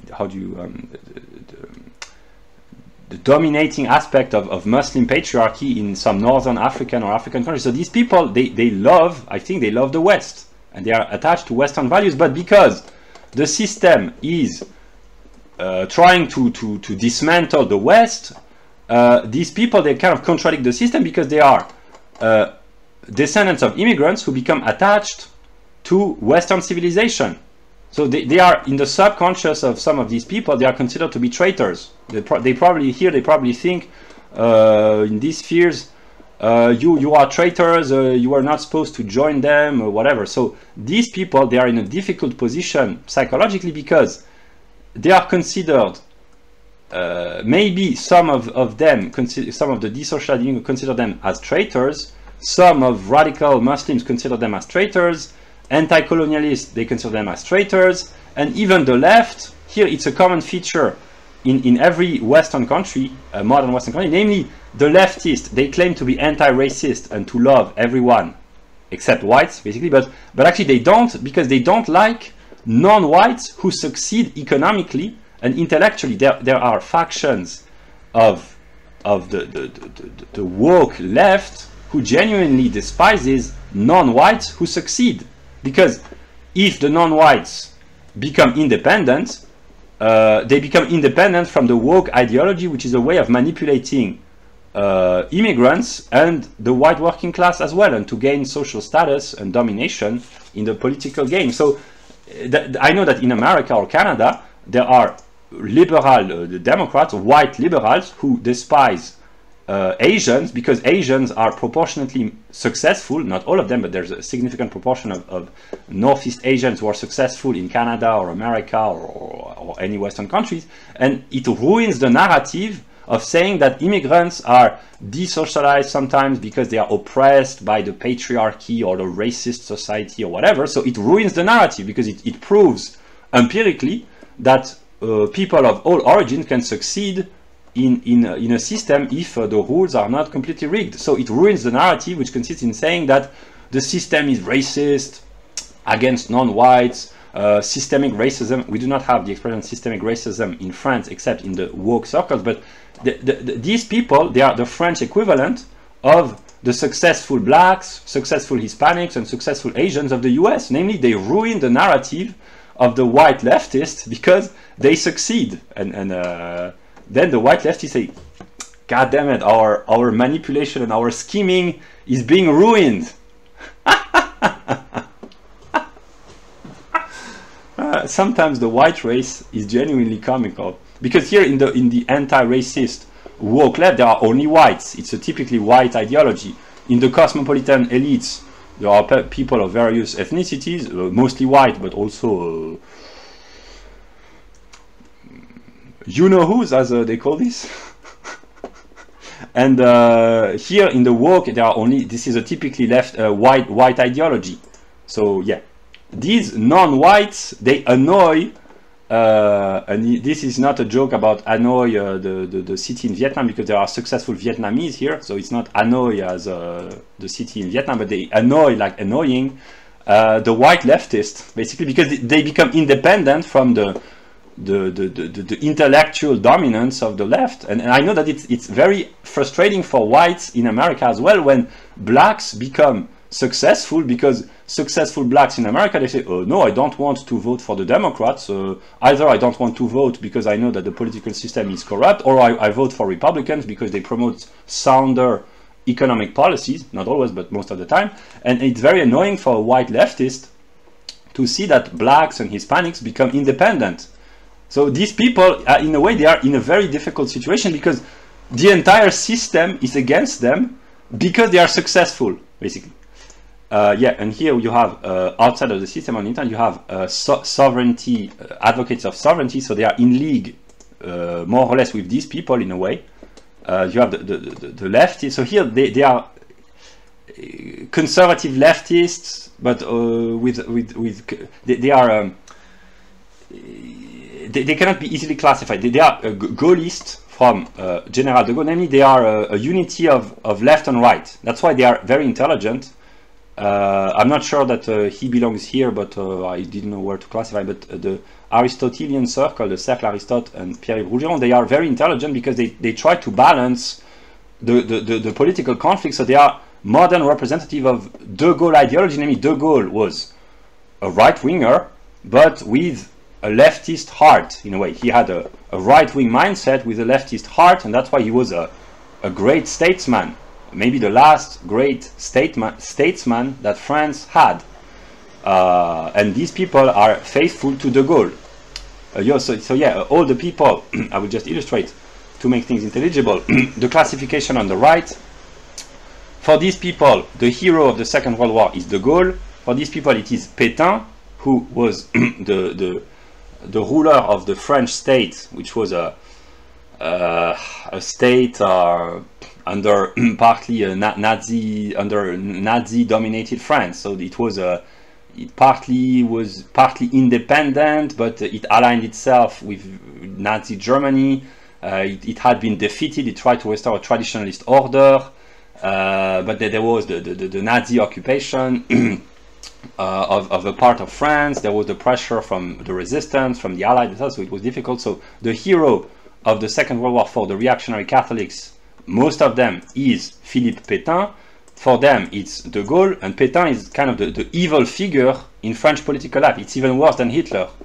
Hitler, of course, is evil, but Pétain is worse because he's French. So in the system, Hitler is really evil, but he's a German, so the French expect the German, or he was an Austrian, they expect the German to be evil, although they keep promoting peace and friendship with Germany, but in the collective French psyche, the Germans are evil, but the real evil of modern life in France, the figure around which everyone revolves, is Pétain, because he's the one who collaborated with the Nazis.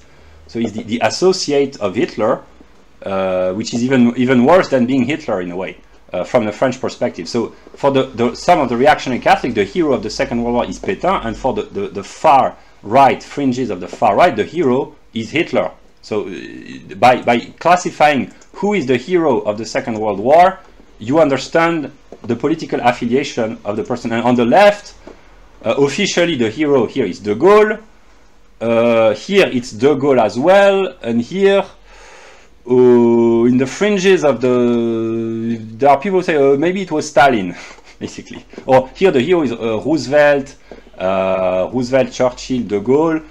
And for them, partly Stalin, because they understand that it is because of the threat of communism that the French workers had access to higher standards of living, because the capitalist elites in the communist narrative, the capitalist elite after the end of Second World War, they felt the threat of the USSR, so they were forced to concede material and political and social advantages to the working class, which would not have been made possible if there hadn't been a balance of power between the West and the USSR. So here it's Roosevelt, Churchill, de Gaulle, but the problem here, I will talk about de Gaulle, the problem for the system is that de Gaulle was a right-winger, although he was in league with the communists for historical reasons, because the communists had helped starting in 1941 onward to defeat the National Socialist occupants. But de Gaulle,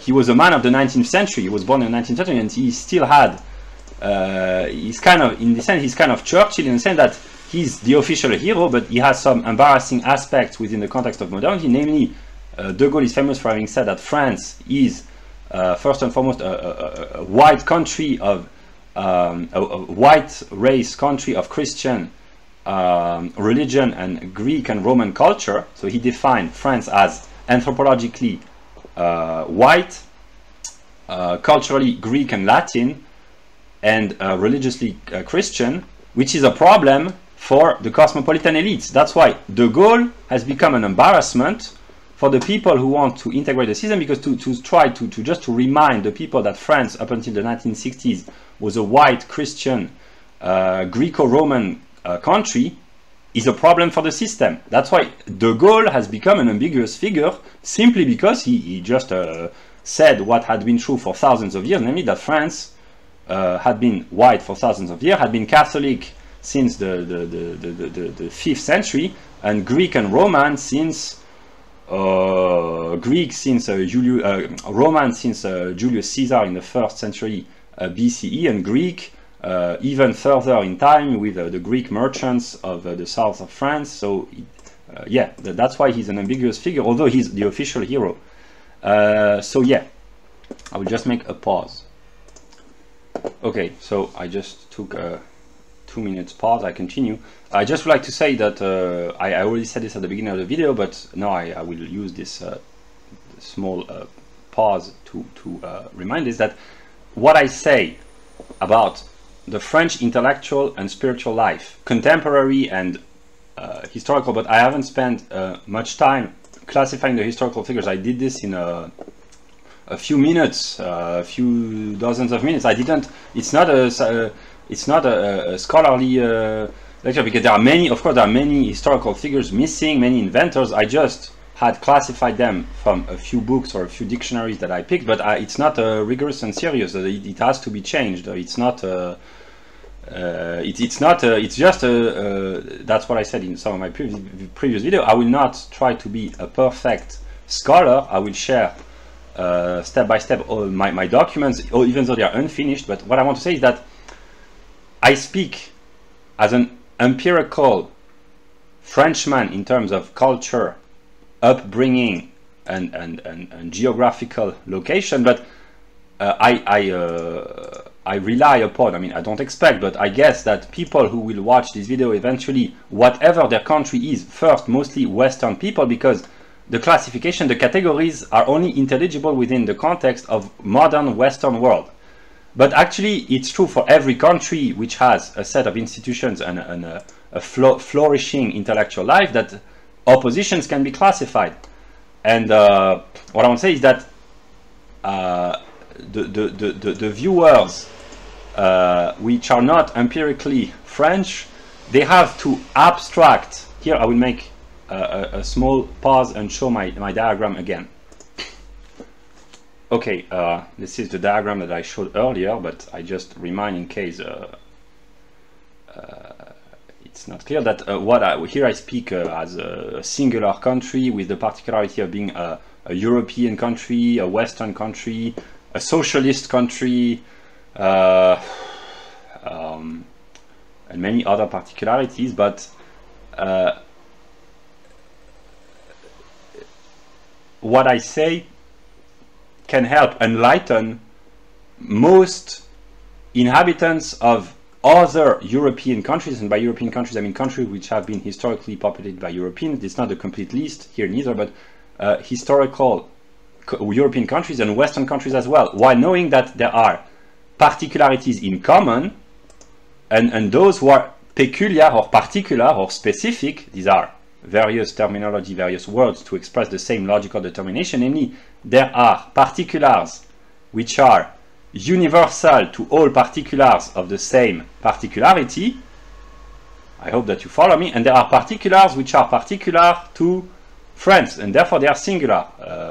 For instance, the relation, the economic aspect of French intellectual life is specific to France. Maybe it can be understood by Italians or Spaniards partly, because they also have a kind of a Marxist tradition, because in case it wasn't clear, France has a strong Marxist history. Most people, maybe I should have emphasized this, but most people in France are Marxists, on the right and on the left. Marx is a, how do you call this?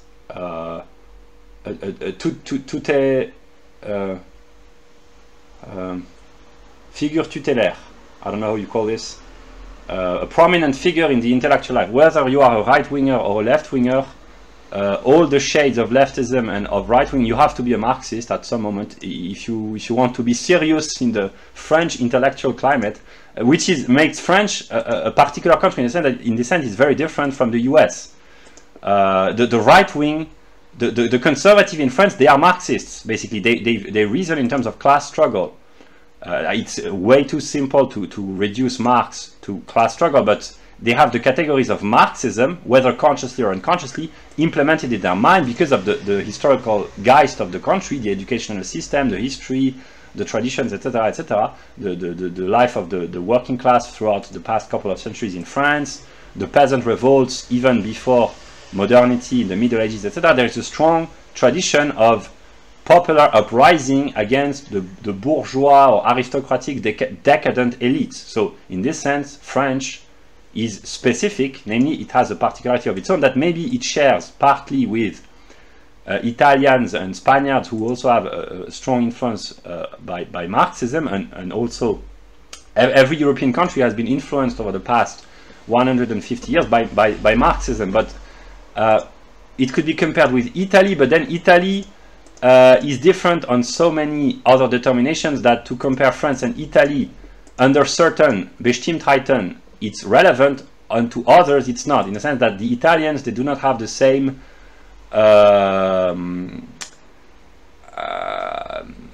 question around demographics. I mean, there are demographic problems in Italy, but it's not as widespread as in France in terms of the impact upon the intellectual life, so to speak. So, in a sense, France is a singular country in the sense that it is different from strictly purely Nordic. So here are purely Nordic in terms of historical anthropological determination, almost purely Nordic countries. Here it's partly Nordic, partly not Nordic.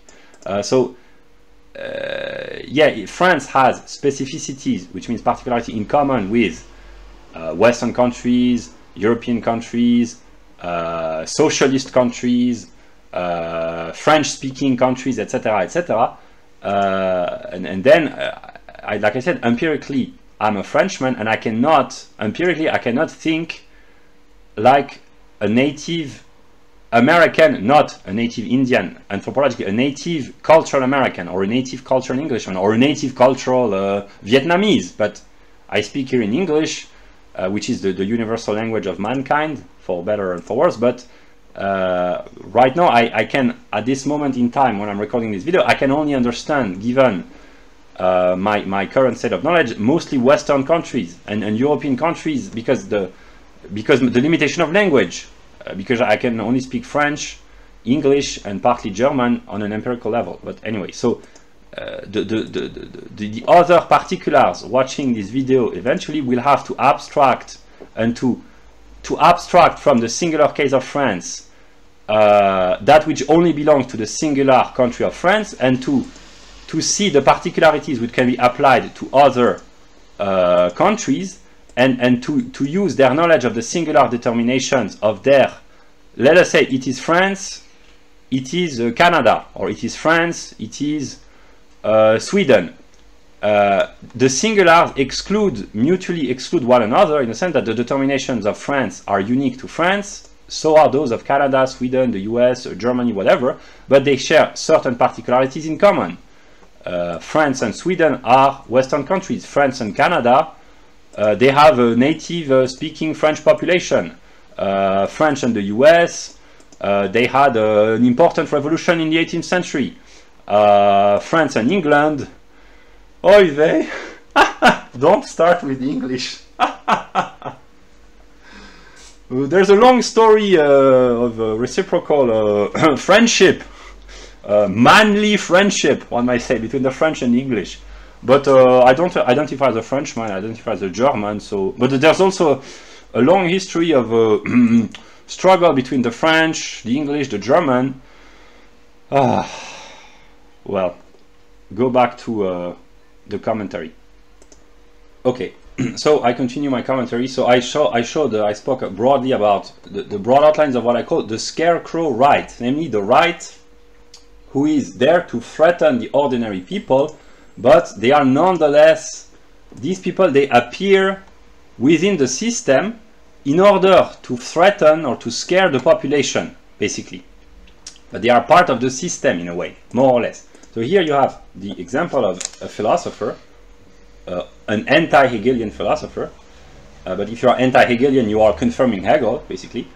So he started as a leftist influenced by the May '68 ideology. So he started as a radical leftist, an hedonistic, materialist leftist. So he was, up until a few years ago, he was promoted by the system because he promotes hedonism, materialism, atheism, etc. So he's a hedonistic leftist.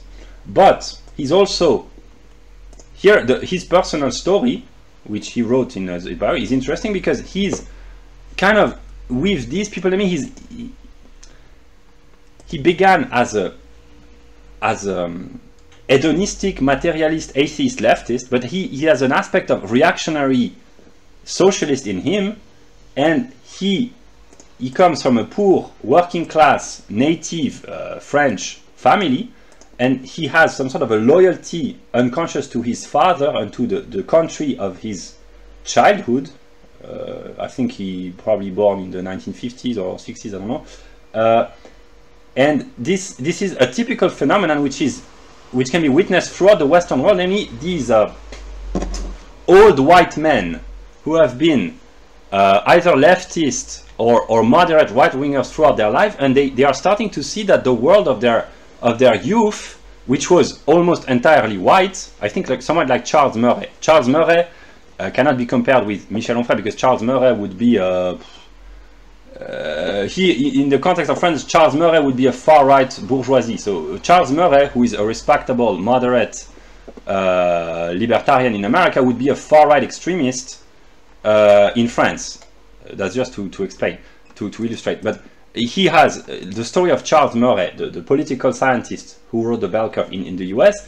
They have in common the fact that they are nostalgic of the country of their childhood, where unconsciously everyone was white. It's not that they are racist. They are not racist, but they are attached to the ideal the ideal place of their birth, basically where their childhood or their teenage year, where society was kind of difficult. I don't know the story of Charles Murray, and that's not really important, but for his parents and for himself, childhood was difficult, but France was still rural, still traditional in the 1950s and 60s.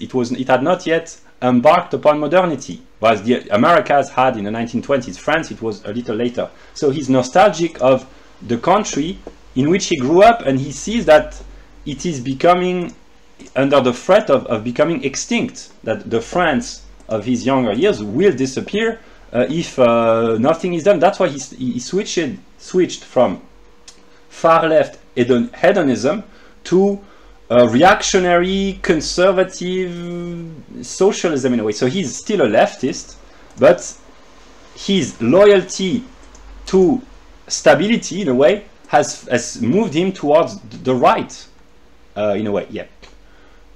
Here you have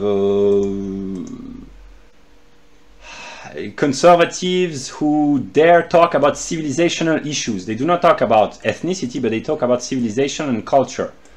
Whereas the conservatives, the majority of the conservatives, they are within the system and they are tolerated by the system because they only talk about business and economics and hypocritical values. But here, these conservatives, some of them, they talk about the threat to French culture, French civilization, which is a hot topic because the system tries to erase French culture and the French people as well. Here you have the scarecrow free market economist. It can only be understood within the context of France, namely the history of Marxism and socialism and Keynesian policies and state interventionism throughout French history makes it so that France is one of the most heavily taxed, heavily regulated country on the planet. The ratio of public expenses to GDP is one of the highest in the world. The welfare state is one of the largest. The healthcare system, that's why France is considered to be a heaven or a paradise for many people, because it seems to be a socialism which has succeeded. And these people, they are used by the system as scarecrows, saying these people, they only talk about economics. I mean, he talks about intellectual life, and he too, but these people, they only talk about economics, and when they are invited in the political media circus, it's to say, beware, there is a lot of debt, we will have to lower the taxes for the rich, we will have to deregulate the economy. And the average French person, they are very afraid of the free market because they have been told that it's very evil, very nasty. When the workers, the entrepreneurs can enjoy the benefits of their labor, it's exploitation. Because here, that's the truth. For an American, someone who receives money from the state, I simplify, but basically is a parasite, and he's an exploiter. So from the American perspective, the classical American perspective, someone who receives money from the state, a welfare recipient, is an exploiter of the state and of the people who finances the state, namely the taxpayer. In France, it's the opposite. In France, if you are a businessman, if you start a business, if you are your own boss, you are an exploiter, because of the Marxist narrative that bosses and self-owned businesses are exploitative. It's a caricature of Marxism. Of course, Marx didn't think like that, but the system over the past the couple of centuries, or the past 150 years, has distorted Marx, and the most caricatural the most caricatural form of leftism. Basically, they say that if you own your business, you are an exploiter, and if you are a welfare recipient, you deserve that because you are a victim of oppression. So, in America, there is systemic racism. In France, there is a systemic capitalist oppression. Although France is a socialist country, that's why there are so many misunderstandings, because everyone almost in France complains about neoliberalism and its destructive impact upon the French economic life, but France is one of the most socialist and even proto-communist countries in the world. And these people, they are the typical conservative free market person who only care about economics, but at least they are clear-minded in the sense that these are some of the only people who see that France is not a neoliberal jungle, but it's actually a socialist state, and this is threatening for the ordinary consciousness, because the mind of the people has been distorted by distorted economic views. So here it's typical of French life in a sense that, like I said, what is considered here. Let us take only the economic Bestimmtheit, the economic determinacy. The moderate Republican in America would be considered far right economically in France, and the far right, the economic far right, these would be here what I call libertarian. They would be average Republicans in America, for instance.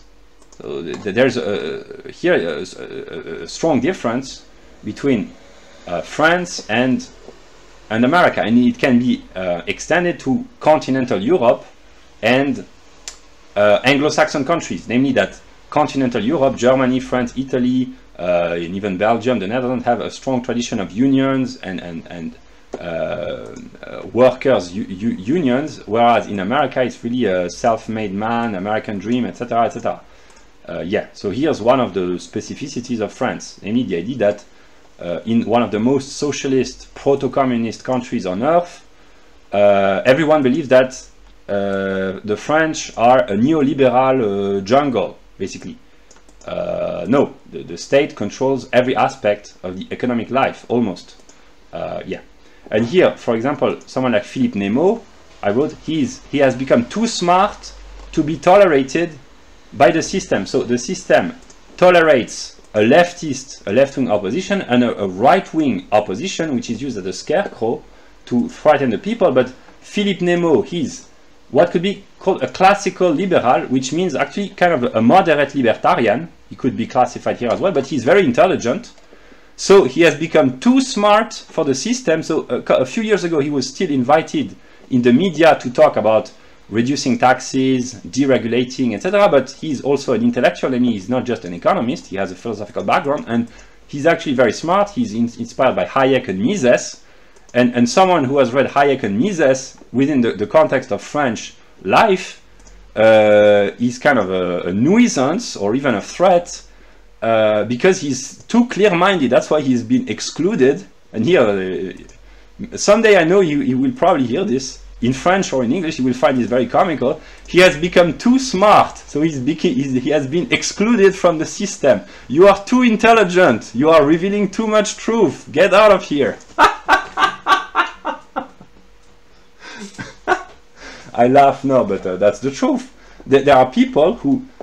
Zemmour, it's the same. Zemmour is for a different reason. Nemo is a philosophical libertarian. He's not just an economic libertarian. He's a political and philosophical libertarian.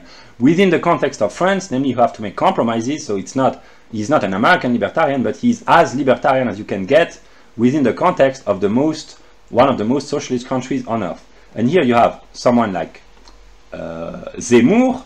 Here, the same. Zemmour was invited by the system in the media, had been invited for many years, many decades. He was a prominent part of the entertainment industry at some point, but he started to criticize Islam, and he became a nuisance, a threat to the system, because he's almost too intelligent. Actually, he's become too intelligent. So, in the political circus, the far right is Marine Le Pen, but actually Zemmour is on the far right, but Zemmour, he's a real right-winger. So in a sense, Marine Le Pen, she's a leftist, she has no culture, she enjoys dancing in nightclubs while listening to African music. Nothing wrong with that. African music can be great and entertaining, but she is considered to be far right by foreigners. Maybe it is said that Marine Le Pen is a far right opposition. No, she's a leftist. But as Eric Zemmour, he's not far right, but he's really a right winger. So he's maybe the only right winger within the system. That's why there's a contradiction, because the system is not supposed to tolerate right wingers. So Zemmour is one of the contradictions of the system.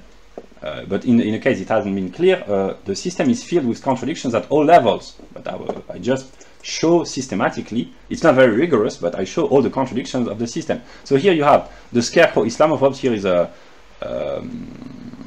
another someone who denounces radical Islam. Like I said, generation identity, they are the equivalent on the right of the theatrical far left. So I could have said theatrical neo-Nazi. There are theatrical means like in a show. It's like I said earlier in the video, it's a reference to Guy Debord, that la société du spectacle. But spectacle, it's not. It cannot be translated in English. It doesn't mean the same thing. It's spectacle mean the show business, basically like the Americans, their political the political life of America is a big circus. Every democratic system is a circus, but in America it's fully embraced. Like you have to produce entertainment if you want to be a successful American politician. In France, it's considered to be offensive, and that's why most of the recent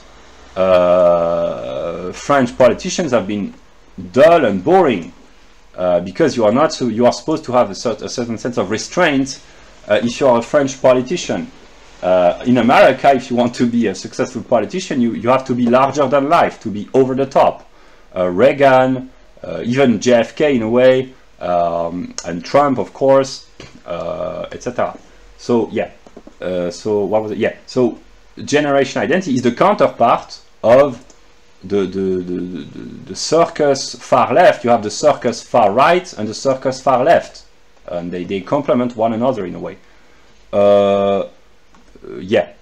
Then there are right-wing newspapers. These are conservative, economic conservatism, which actually means economic free market within the context of France. So they are still socialist, but they are free market socialist. And here you have conservative values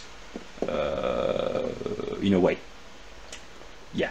And then outside of the system, like I said, this is a new generation of not him, but most of them, they are descendants of immigrants of various origins. Africans, Asians, whatever, and they have become adapted to modern Western life. They have become successful. They are embodiment. I mean, not only these people, but there are many descendants of immigrants who have become Westernized, who are not famous, but they have become Westernized. And their problem is that, like I said earlier, they are rejected by a proportion of their ethnic kindred, in a way, by the system, for the reason that I mentioned earlier. Namely, the system doesn't want non-whites to succeed, because the official narrative is that what justifies the system is that systemic racism, the white people are oppressing the minorities. But if you show that there are successful minorities because maybe they are more intelligent or work harder or whatever, it becomes a problem. And also, one of the contradictions that I have not mentioned is that the system seeks to disrupt, to use the educational system to brainwash the population, but they are confronted with a contradiction which is true in every Western country, namely the will to brainwash the native population, but at the same time to produce elites from immigrant backgrounds in order to become integrated within the system, and to produce economic elites to enable the system to reproduce itself. So the system has to incorporate immigrants and descendants of immigrants, the children of the white middle class, and these people usually they do not have children, but the children of the high white middle class. So they have to create an educational system which enables their sons and daughters to be successful. The sons and daughters of immigrants to be successful and to prevent the sons and daughters of the white working class from accessing power. So that's why they try to ruin the educational system. But and that's why it's a contradiction. They have to find a proper balance between dumbing down the population, turning the population into idiots, and also providing enough knowledge to keep producing scientists, not for the sake of knowledge, but at least social scientists, which might help manipulate the population, basically. So they need they need to dumb down the population while at the same time selecting sufficiently intelligent people to perpetuate the system. It's very well designed. I understand the process very well. But I know that most Westerners with clarity of mind, they agree that it's the same in every Western country. That this is one of the contradictions of the system. Namely, on the one side, the system tries to dumb down the population, to control them, to manipulate them, to exploit them. But at the same time, it needs to extract from the educational system a sufficient amount of people with real knowledge to be able to perpetuate the manipulation. So it's problematic. Yeah. Here, like I said, these are really serious thinkers in the good sense. They are moderate in the good sense, because they are the soft moderate and the hard moderate. And the hard moderate are those who are able to find stability, balance, measure in the good sense between opposed poles and to solve the problems. And these people, they are really serious. He does not really belong here. He's more I will put him there. Yeah. Here you have libertarians. I wrote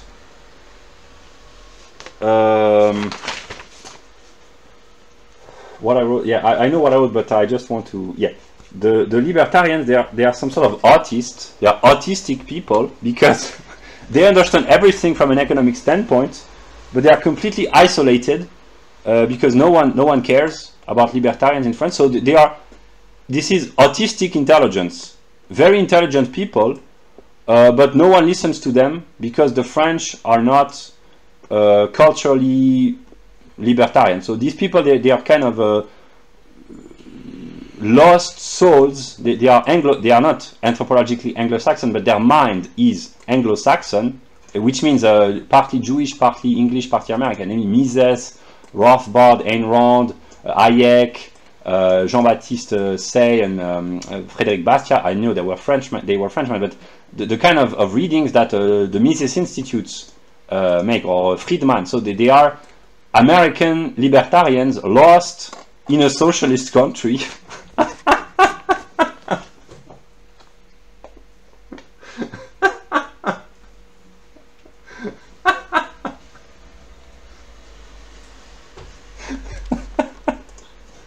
I will not cut the laughing part because I am genuinely laughing because I feel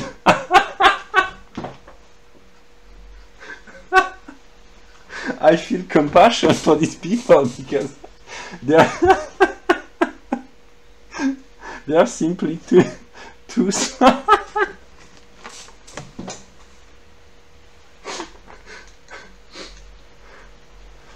Here I laugh, but actually I suffer. Because I know that there are people, Nemo, Zemmour, and these libertarians, they are genuinely smart, because here I will try to be serious, but I am genuinely serious. But France likes to think of itself as a recluded village threatened by the Roman invasion. That's the caricature of Asterix, the cartoon, the comics, the comic books, namely the small Gaulish village resisting against Roman invasion. That's one of the archetypes of the French psyche, which is partly dangerous because in Asterix comic books everyone is white and even blonde, and yeah, but that's another story. But there is this in the collective psyche of the native Frenchmen, I mean the descendants of the historical French population, the idea that the French descend from the Gauls, which is partly true, they were Celtic. Gaul is another word for Celts, basically. Partly Germanic through the invasion of the Franks and the Norman, etc., etc., but also mostly Celtic. And in the collective psyche, there's this which is being made manifest in Asterix as some sort of a joke, but Asterix comic books, they are funny, of course, but they are very profound, and cultural Hegelianism consists in saying that pop culture, in all of its aspects, manifests deep truth, and Asterix is very funny for the young and the old, but it's also very profound, and it's a very good spiritual humor, and it reveals some truth, namely that the French like to think of themselves as being a struggling minority against the Roman invasion, and in the modern day, the Romans would be the Americans. For the far right, the invasion would be the demographic invasion, but for the intellectual, this would be the American invasion. And here it's the reverse, namely these people, they are like a minority struggling against an invasion of socialists, and they have in Asterix the super potion, the magical potion that you drink in order to acquire superpowers. And these people, they have read good books from the American libertarian tradition, which makes them super smart, and they are some sort of in a resistance against everyone else, because they are libertarians, but they are not anti-racist, they are non-racist. Namely, anti-racism means to be determined by racism and to talk about racism all the time. These people, they are simply not racist, because for them race is not a relevant question. They talk about economics and also political libertarianism in a way, and they are kind of isolated. No one understands them, but they understand most of everyone else. Because the left, they dislike them because they are pro-free market, and the intelligent right, they dislike them because they accuse them of being anti-patriotic, because libertarians, they are beyond national boundaries. They are a universal breed, one might say. A true libertarian has an empirical country, but he is universally connected with all the libertarians in a way. That's the international, how do you call this? L'international communist, there's the communist international, no, there's the libertarian international. So these people, they are like the Gauls resisting the Roman invasion of socialist ideas, basically. And the Catholics, I can talk about the Catholics now. The Catholics, they have developed a social policy, because in France, if you want to be accepted, you have to have a social policy. Everyone has a social policy. There is the welfare of the system. There is more welfare by the left. There is collectivism or collectivization by the far left, which becomes far right in a way. There is the socialist conservative. There are the socialism of the Catholics. There is the communism of some member of the white nationalist class. They are not social, but yeah. But in order to attract an audience, they have to talk sometimes about. They try not to, but yeah, these are the only people who are not interested in socialism, alongside with them. But they are far right because they talk about ethnicity, and they don't. But anyway, so the Catholics now. So here we have these people. They are the scarecrow right, namely they are made public by the system to threaten the people, to say, look, these evil people, they want to reduce taxes. Reducing taxes for the average Frenchman is an evil. For most people on the planet, this is considered good, but for the French, if you say lower taxes, means lower taxes for the rich. So in the collective archetype, it means that the rich will become richer, they will steal the money from the poor. Less taxes means less infrastructure, less healthcare, less education. So there's this schizophrenia in the collective French psyche.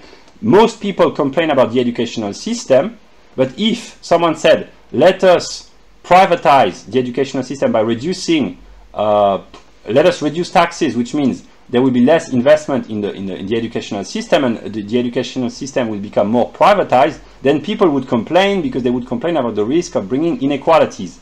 But the inherent structure of collectivized education brings about inequalities, namely only the richest and wealthiest kids of the bourgeoisie can afford to escape from the negative aspect of the educational system. So this is one of the many contradictions But anyway, so let us talk about the Catholics.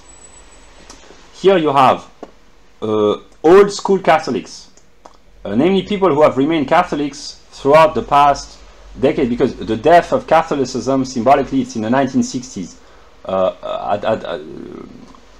Catholicism in France died in the 18th century, in the 19th century, and in the mid-20th century, so it keeps dying, but because it's Catholicism is a branch of Christianity, whatever dies keeps coming back to life in a way. If these people hear this joke, they might find this funny at some moment, but they do not speak English because they are precisely the Gaul. They are like them. They are the Gaulish resistance against American invasion. So speaking English is considered to be a sin by the educated Frenchman, because it's the language of the invader, because in the view of de Gaulle and Pétain and Hitler, de Gaulle, Pétain and Hitler, they had in common their lack of sympathy for the British and the English. I mean, de Gaulle was exiled and found a refuge. Although there were already refugees back then, he found refuge in England, but he accused the American D-Day, I don't know, call this le débarquement, of being an invasion. For them, the Americans invaded France. They did not liberate France, they invaded France. He was opposed to the English, and he tried to make peace with the English, but yeah.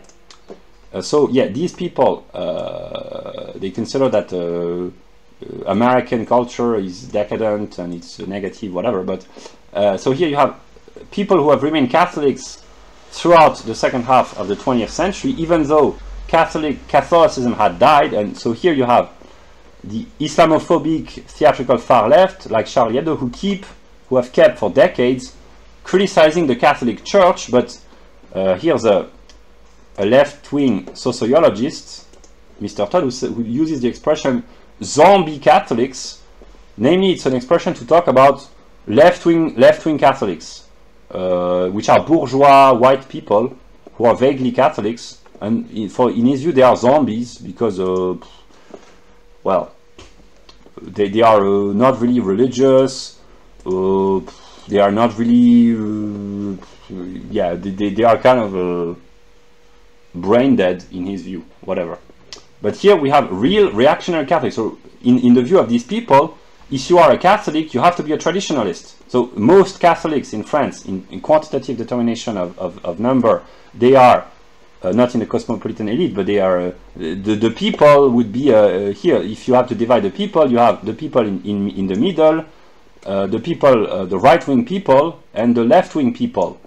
And the Catholics, they would be here. Most of Catholics in France, they are leftist. But here, for those people, to be a Catholic means to be a traditionalist, mainly to be a right-winger, and that's why they respect Pétain, who was the last attempt to restore a traditionalist order in France. So the last traditionalist French statesman, one might say, and the last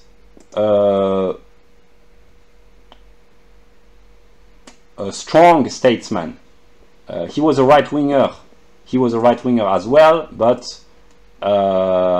he was a nationalist, although not a racial nationalist, but he was a nationalist, and he was a patriot. The distinctions here are subtle, because of course there have been military, political opposition, but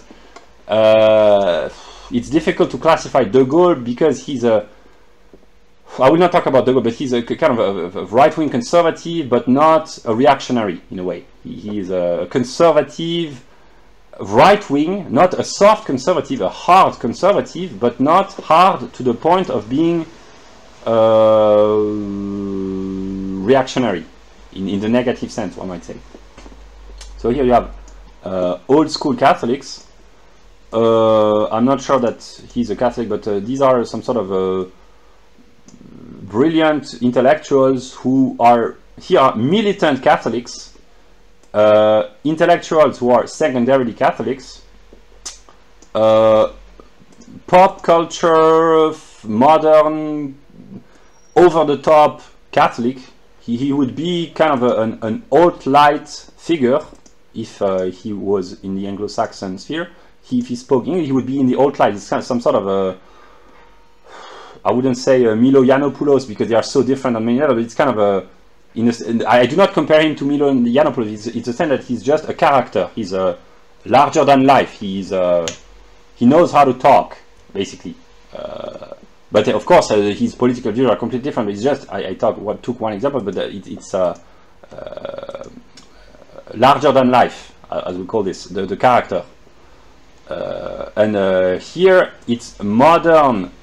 Here is a nationalist libertarian, Monsieur de Lesquin, nationalist libertarian, secondarily Catholic.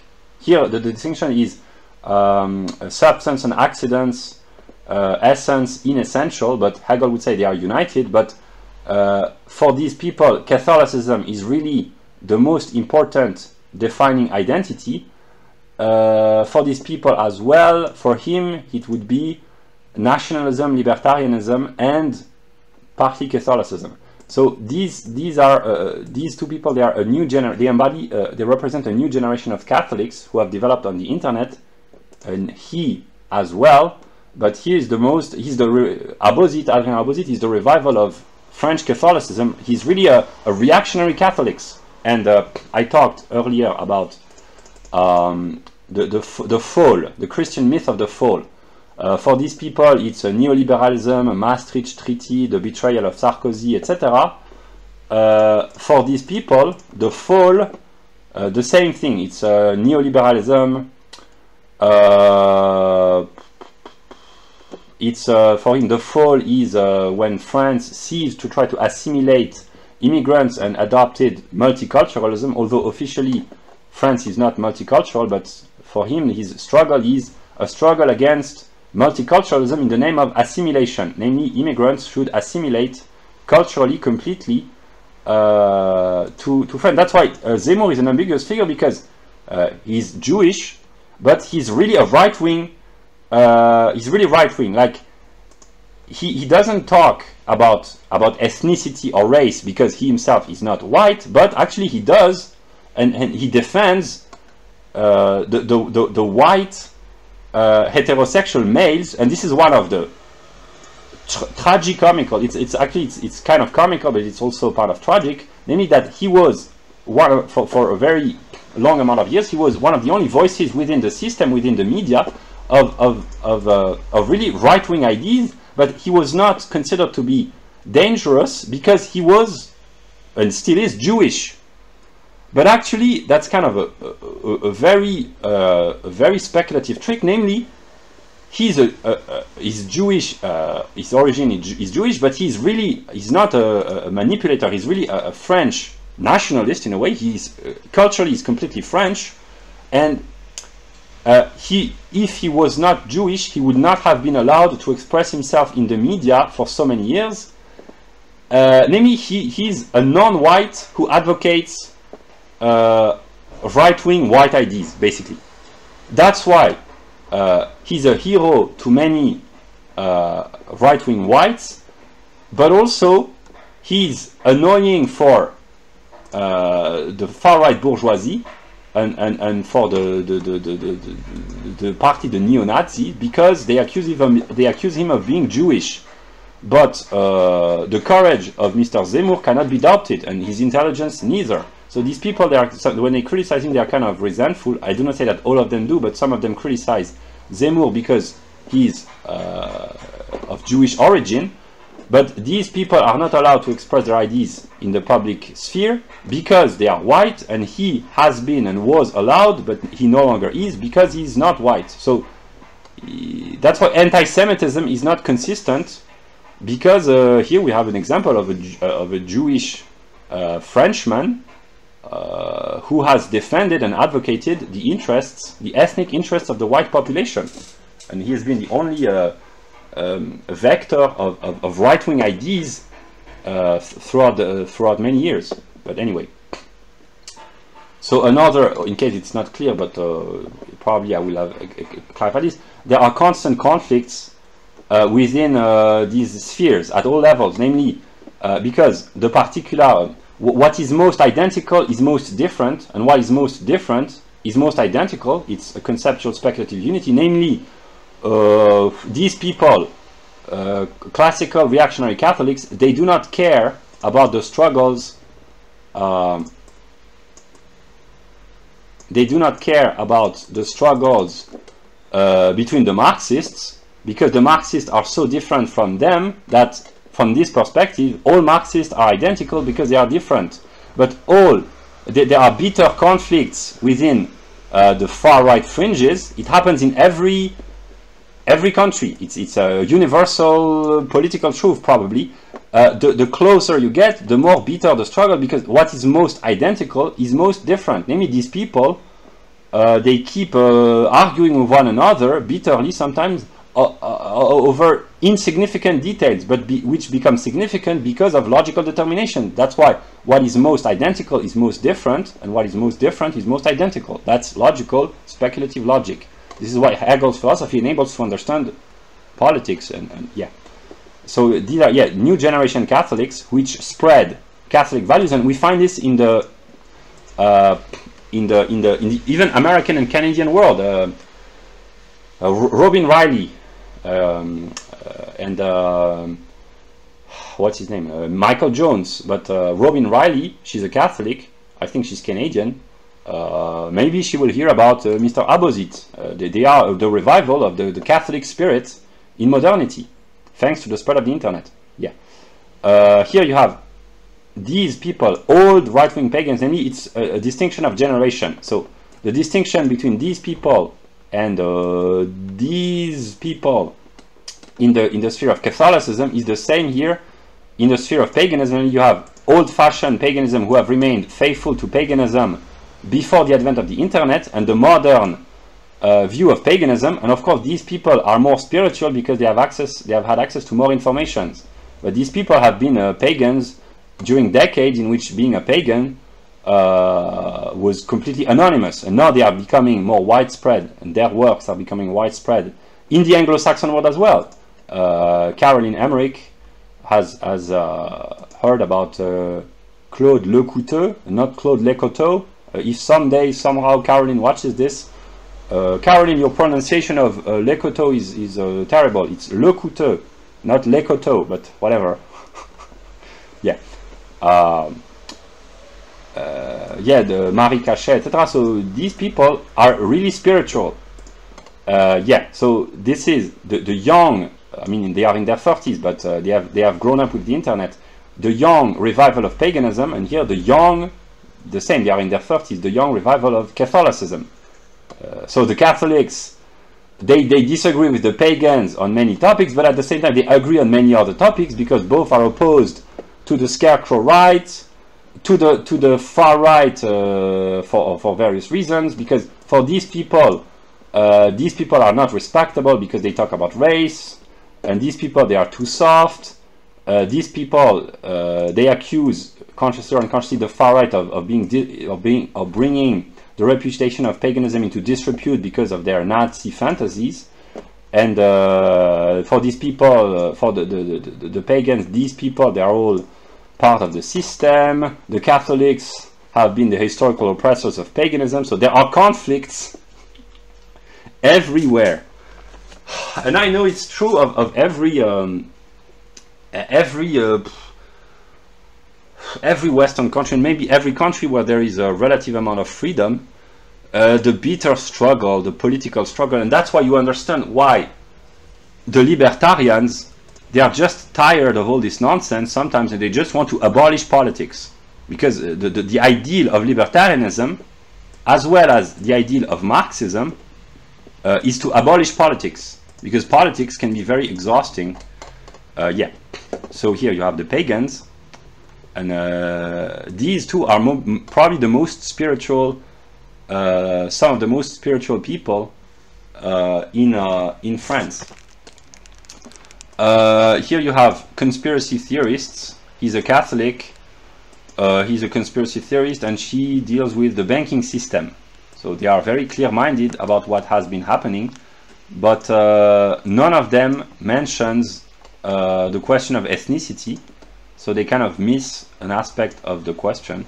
And here you have the new generation right-wingers, which means people who have grown up with the internet and access to information, who would like to be respectable. So they are kind of torn apart between the threat of the deplorables, as the Americans, as Hillary Clinton would call them. These are deplorable people in the standards of the system, and these people, they basically, they would like party to adopt some of their ideas about ethnic preservationism, but they do not speak this publicly because they know that this would be social suicide. So they try to appeal to the fashionable, respectable, anti-system right-wing, but they are ambiguous in a sense that these people, they are intelligent.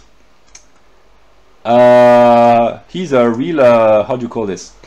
Handsome. He's a handsome Frenchman. Maybe American women or Anglo-Saxon women or any kind of women will know about Monsieur Rochedy, who is a un beau gosse, comme on dit en français.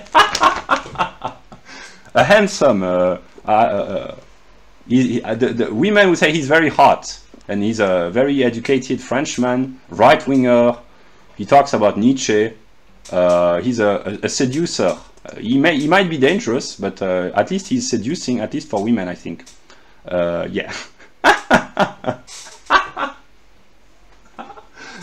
And yeah, these people, now a little bit more seriousness. These people, they are modern right-winger. They would be classified as, if we had to translate this into the Anglo-Saxon world, the right-wing alt-right or respectable alt-right.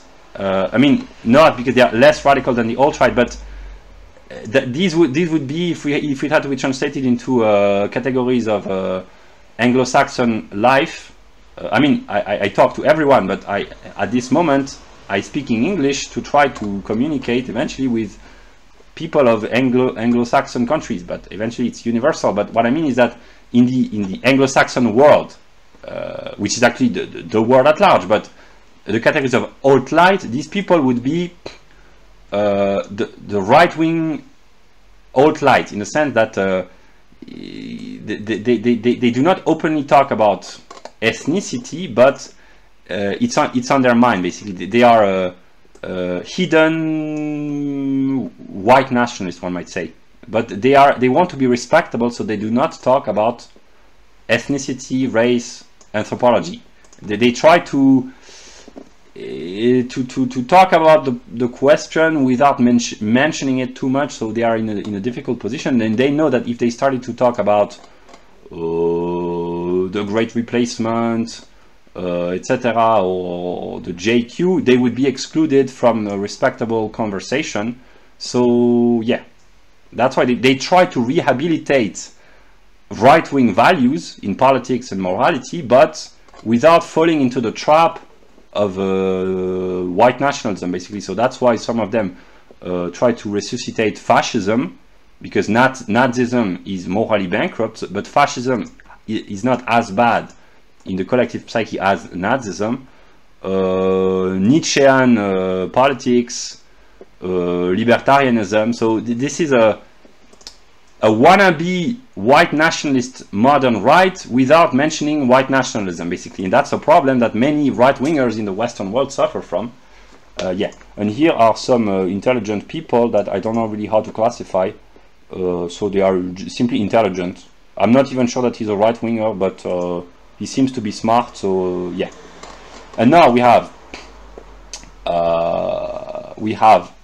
the far right on the French scene. And these people, they have been influenced by Anglo-Saxon thought, namely sociobiology, basically, and the access of information. So they have grown and developed intellectually because of the spread of information, like them. So the new generation, like them, and partly like them. But here they have, yeah. So these people, they are really, they are not Anglo-Saxon anthropologically, but they are alt-right, basically. They know about the alt-right. And they are white nationalists, and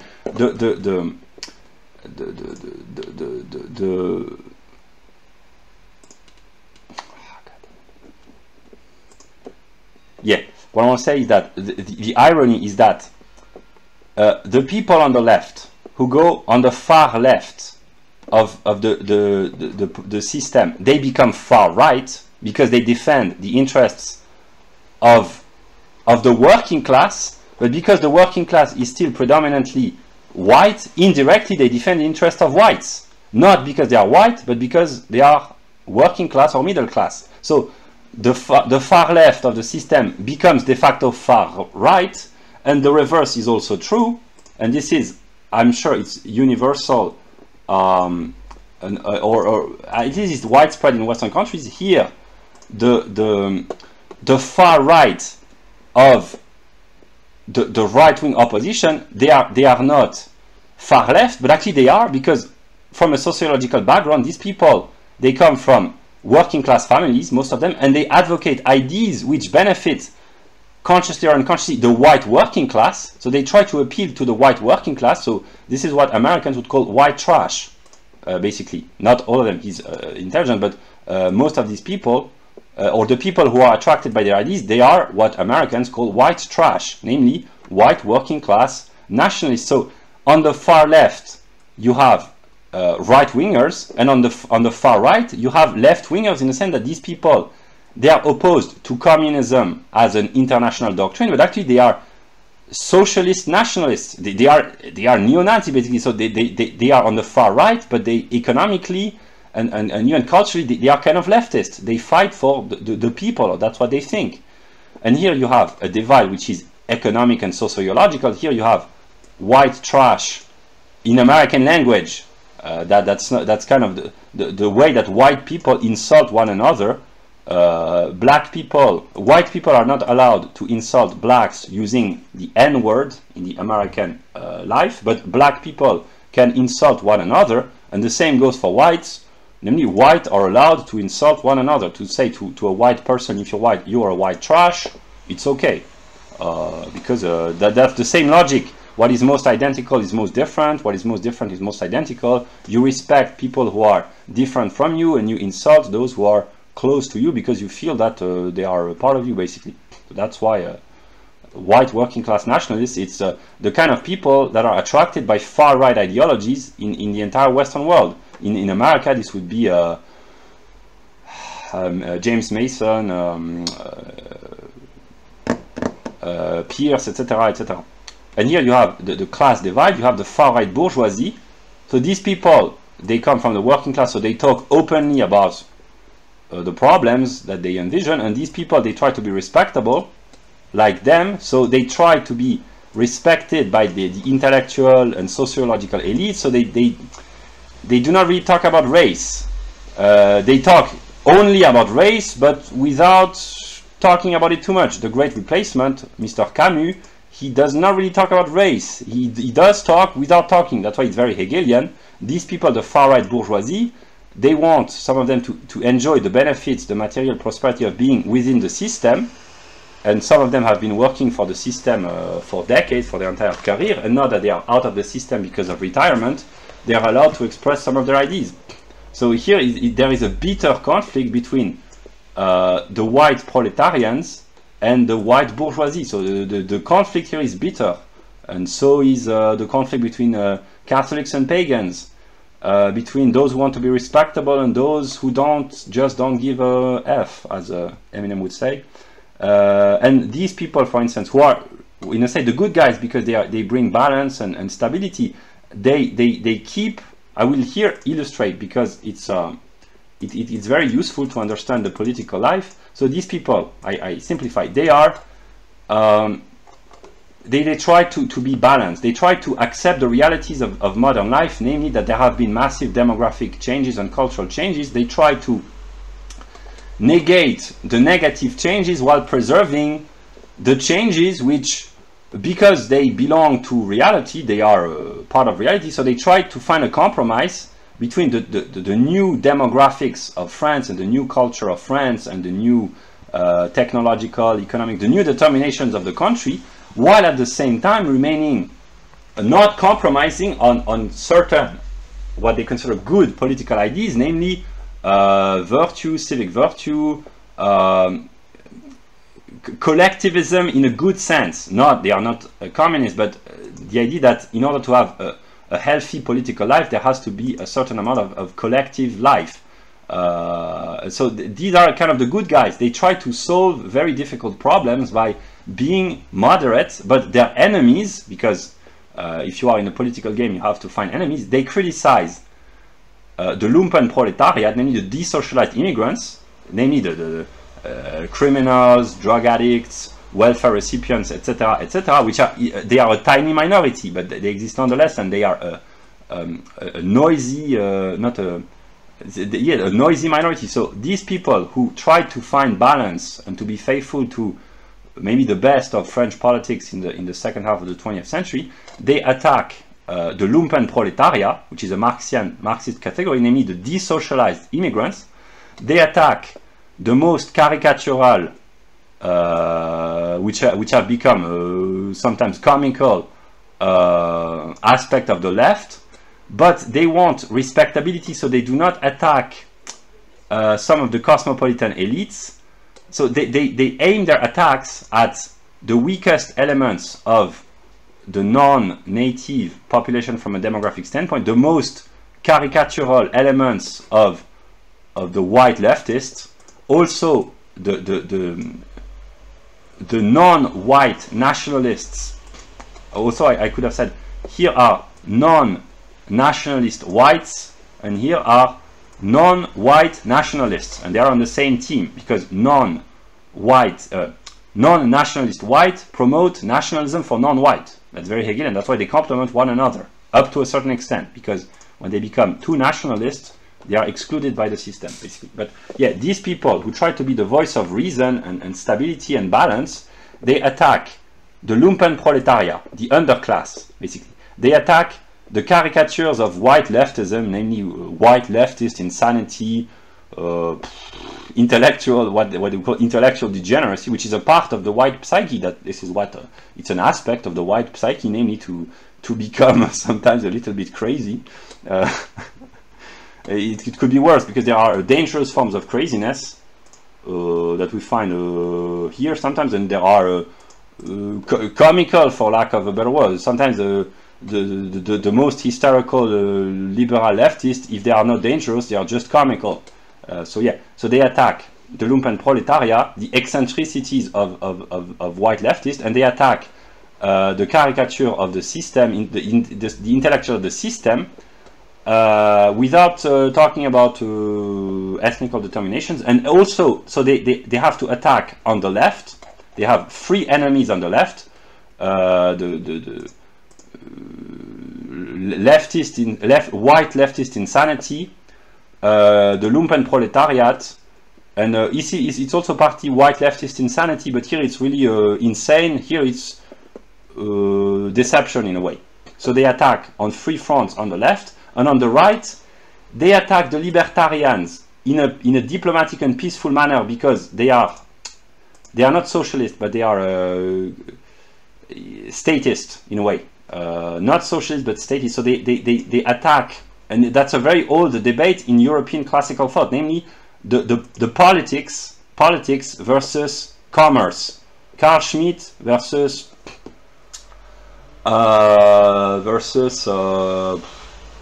Stuart Mill, Anglo-Saxon individualism, basically. So they are not fervent readers of Carl Schmitt, but basically they defend a political vision of life, while these people, they defend a non-political, commercial vision of life. So they're enemies on the right, and it's a universal determination of political thought. Those who approve of politics, namely who accept the struggle of politics, and those who try to alleviate or to negate completely the struggle. So they struggle on the right against the soft right-wingers, the free market economists.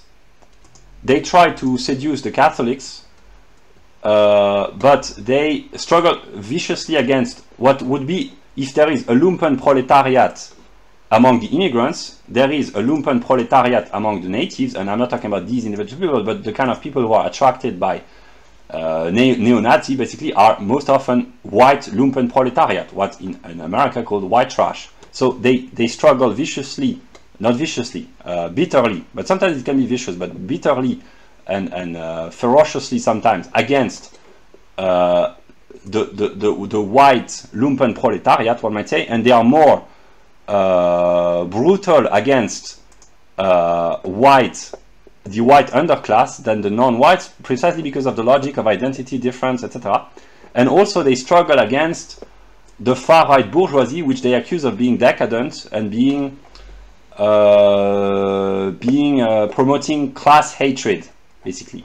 So that's the kind of these people who try to be the consensus and the voice of the middle. So in a way, they are the good guys, but it's difficult to be the good guy. They accuse and they attack the caricatures of the left, of the immigrants, of the system, of the far right, of the bourgeoisie. So basically, they attack everyone in order to remain stable in the middle. And I know that this exists in probably most Western countries. Namely, these people, they really are in a difficult position and they handle the difficulty pretty well. They make errors, but the people on the right, they accuse them of being too soft, of compromising with what they consider to be the enemy. So it's very complicated, but they try to solve a lot of problems, so credit to them. And I know that this exists in most Western countries. I mean, I'm sure that in England, in America, in Canada, there are people, mostly of the young generation or sometimes of the old, who try to find a voice of compromise and reason and to try to appease as much tension as possible while being severe sometimes against really the dangerous elements of political life. And there can be physical danger or intellectual danger at various levels. So yeah, so that's why they are they try to solve a difficult situation by using reason, and they are strong intellectually.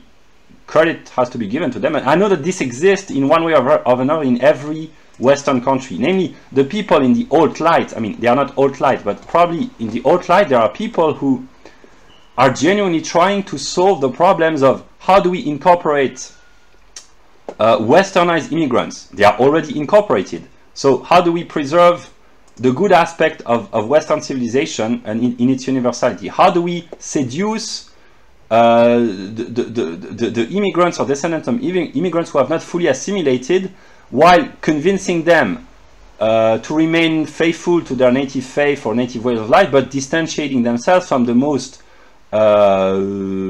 problematic elements of their communities, like these people, basically the neo-Nazi, are the most problematic elements of the white community. And that's why the people who are attracted by these kind of ideas, usually they are forced to live with these people, and there are bitter conflicts and even violence, and it's here determined by ethnicity, anthropology, culture, sociology. So that it's difficult. So there are people who try to solve genuinely complex problems by using the voice of reason, and it's difficult, but yeah, that's what I could say. And finally, I will comment about the historical figures. So here are the heroic defender of France who lost against Caesar, but who resisted against Caesar, the first hero of France, but when France was Gaul. So it's a Celtic, Gaulish hero, and here's the first French hero, because it is through how do you call this? But being baptized, the conversion of Clovis, a Frankish king, namely a Germanic king, who converted to Catholicism and made France a Catholic country, basically united France under Catholicism. Charlemagne, hero and villain, depending for the pagans. Charlemagne is a villain. For the Christians, it's partly a hero, but at least it's a very important figure in French and German and European life. Saint Louis and the Crusades. So here is another problem, because Saint Louis historically has been a hero of the right, and he's a villain for the Muslims because he was a crusader. So that's one of the problems that the system is trying to solve. Joan of Arc nationalist hero. She's a hero for nationalists, but the system tries to make her a symbol of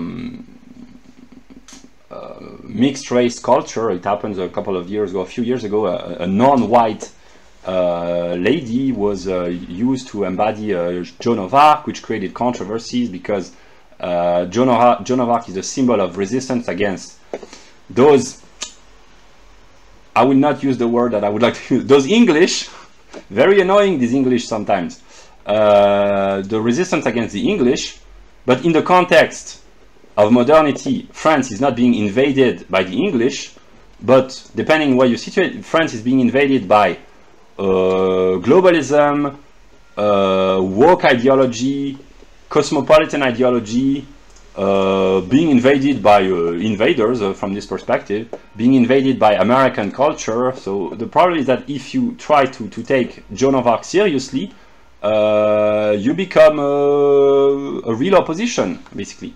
Louis XIV, Napoleon, so here I will not comment, but Louis XIV is considered to be the king of France at the peak of its power in the 17th century, when France dominated Europe and was the most prosperous, I'm not sure, but powerful militarily and demographically and culturally country in Europe and probably in the world, if we accept China back then, but the most powerful country in Europe, when Europe was not at the peak, but very powerful.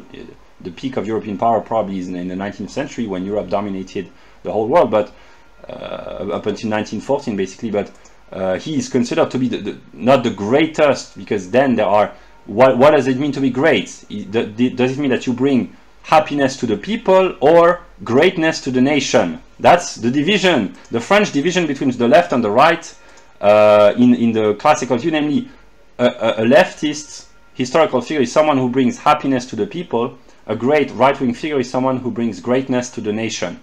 That's why these people are on the right. And the intellectuals of the system, just to illustrate, they want to deconstruct everything French, like every intellectual of every Western country tries to deconstruct everything which is native of the native country, except the native populations of the Native Americans. But what is here is difficult precisely because there is a distinction between Northern America and Eastern Europe, Western Europe. But basically, deconstructionism is the intellectual tool of the system. So there have been intellectuals who have tried and trying to deconstruct Louis XIV, which is very easy because there was partly slavery, because he was a king. He was the figure of the king is despised in France by everyone except the Catholics. So here you have royalists. It's written in French, but royalists, they think that let us bring back the king, somehow any king, and even Martin Luther King, maybe. Okay, no, that's not very funny. But maybe it is funny actually, because there are racial tension in France, so maybe Martin Luther King would help the French. But they want to bring a king because they think, okay, in order to solve all the problems, just introduce monarchy and everything will fall back into place and be ordered. That's a little bit simple, but yeah. And yeah, also I will talk about the royalists. Here, the royalists, they are Catholic because traditionally France has been a monarchy and a Catholic country, but they are anti-racist and they like to play the race card against the English. They like to play against the French psyche in its opposition to the English. Because of the historical struggles between the French and the English. So these royalists, like most Catholics, when they don't know who to attack, they attack the English, and they accuse the English of scheming and manipulation and being genocidal maniacs, because we, the French, we preserved the natives in Canada and even in parts of the US when there were Frenchmen in Louisiana, in the southern parts of what would later become the American territory. So the relationship between the French explorers and the natives of the American continent and some islands of the Pacific were peaceful, whereas they accused the English of being brutal, genocidal maniacs. Basically, the Anglo-Saxon, they killed the native Indians. So white people, they use non-whites to struggle against one another. These people, they use the race card against the English. I mean, they do not talk to English, but they use the race card basically to say, but the modern world is a product of the Anglo-Saxons, and the Anglo-Saxons are evil because look what they did. They enslaved blacks, they slaughtered the native Indians. We, the Catholics, we protected, whatever, which is partly true, but yeah, because it's partly true that non-whites have been treated better in a way by Catholics, by Catholic whites than by Protestant whites. It's an embarrassing historical truth, but yeah.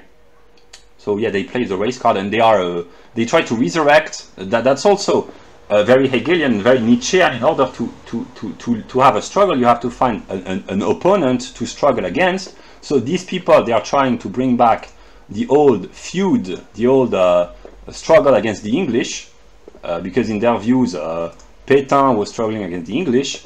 The people on the far right, they bring up the Jewish question, they struggle against the Jews, and these people, they struggle against the Germans because they accuse the Germans of stealing the sovereignty, the monetary sovereignty of the French, of forcing what they call ordo-liberalism, which means authoritarian liberalism and strict economic control of the monetary policy upon the European Union, which is dominated economically by the Germans. So they accuse the Germans of ruining Southern Europe, so they ally themselves with Southern Europe, which is Latin, so they bring back the old Latin Nordic divide, so that the French, here I will talk about the view of the Catholic and the far right.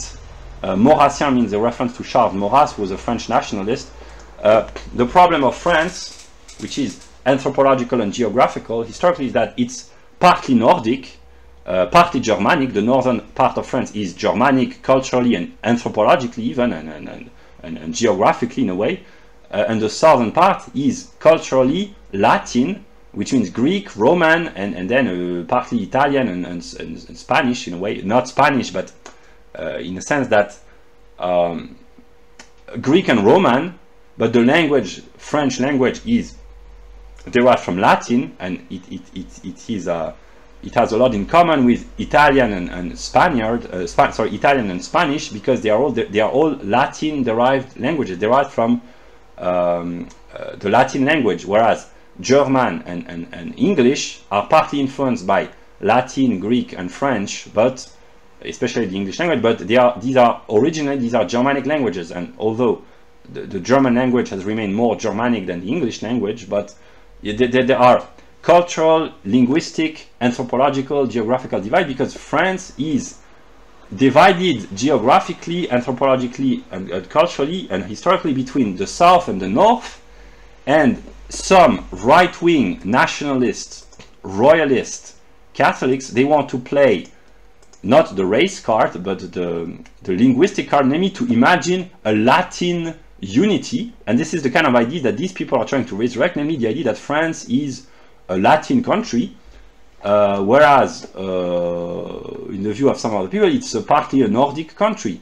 That's the view of Oleg in the northern part of France, Normandy. It had been populated and still has been populated by Norsemen, descendants of Vikings basically, and the northern part of France has been and still is populated in the white population by descendants of Germanic people. That's why France is divided anthropologically. Here I talk about the native French population is divided anthropologically, culturally, etc. So these people they bring back the conflict with the English, and these people they bring back the conflict with the Germans, and most people bring back the conflict with the Americans, because when you don't know who to attack the Americans, you accuse them of promoting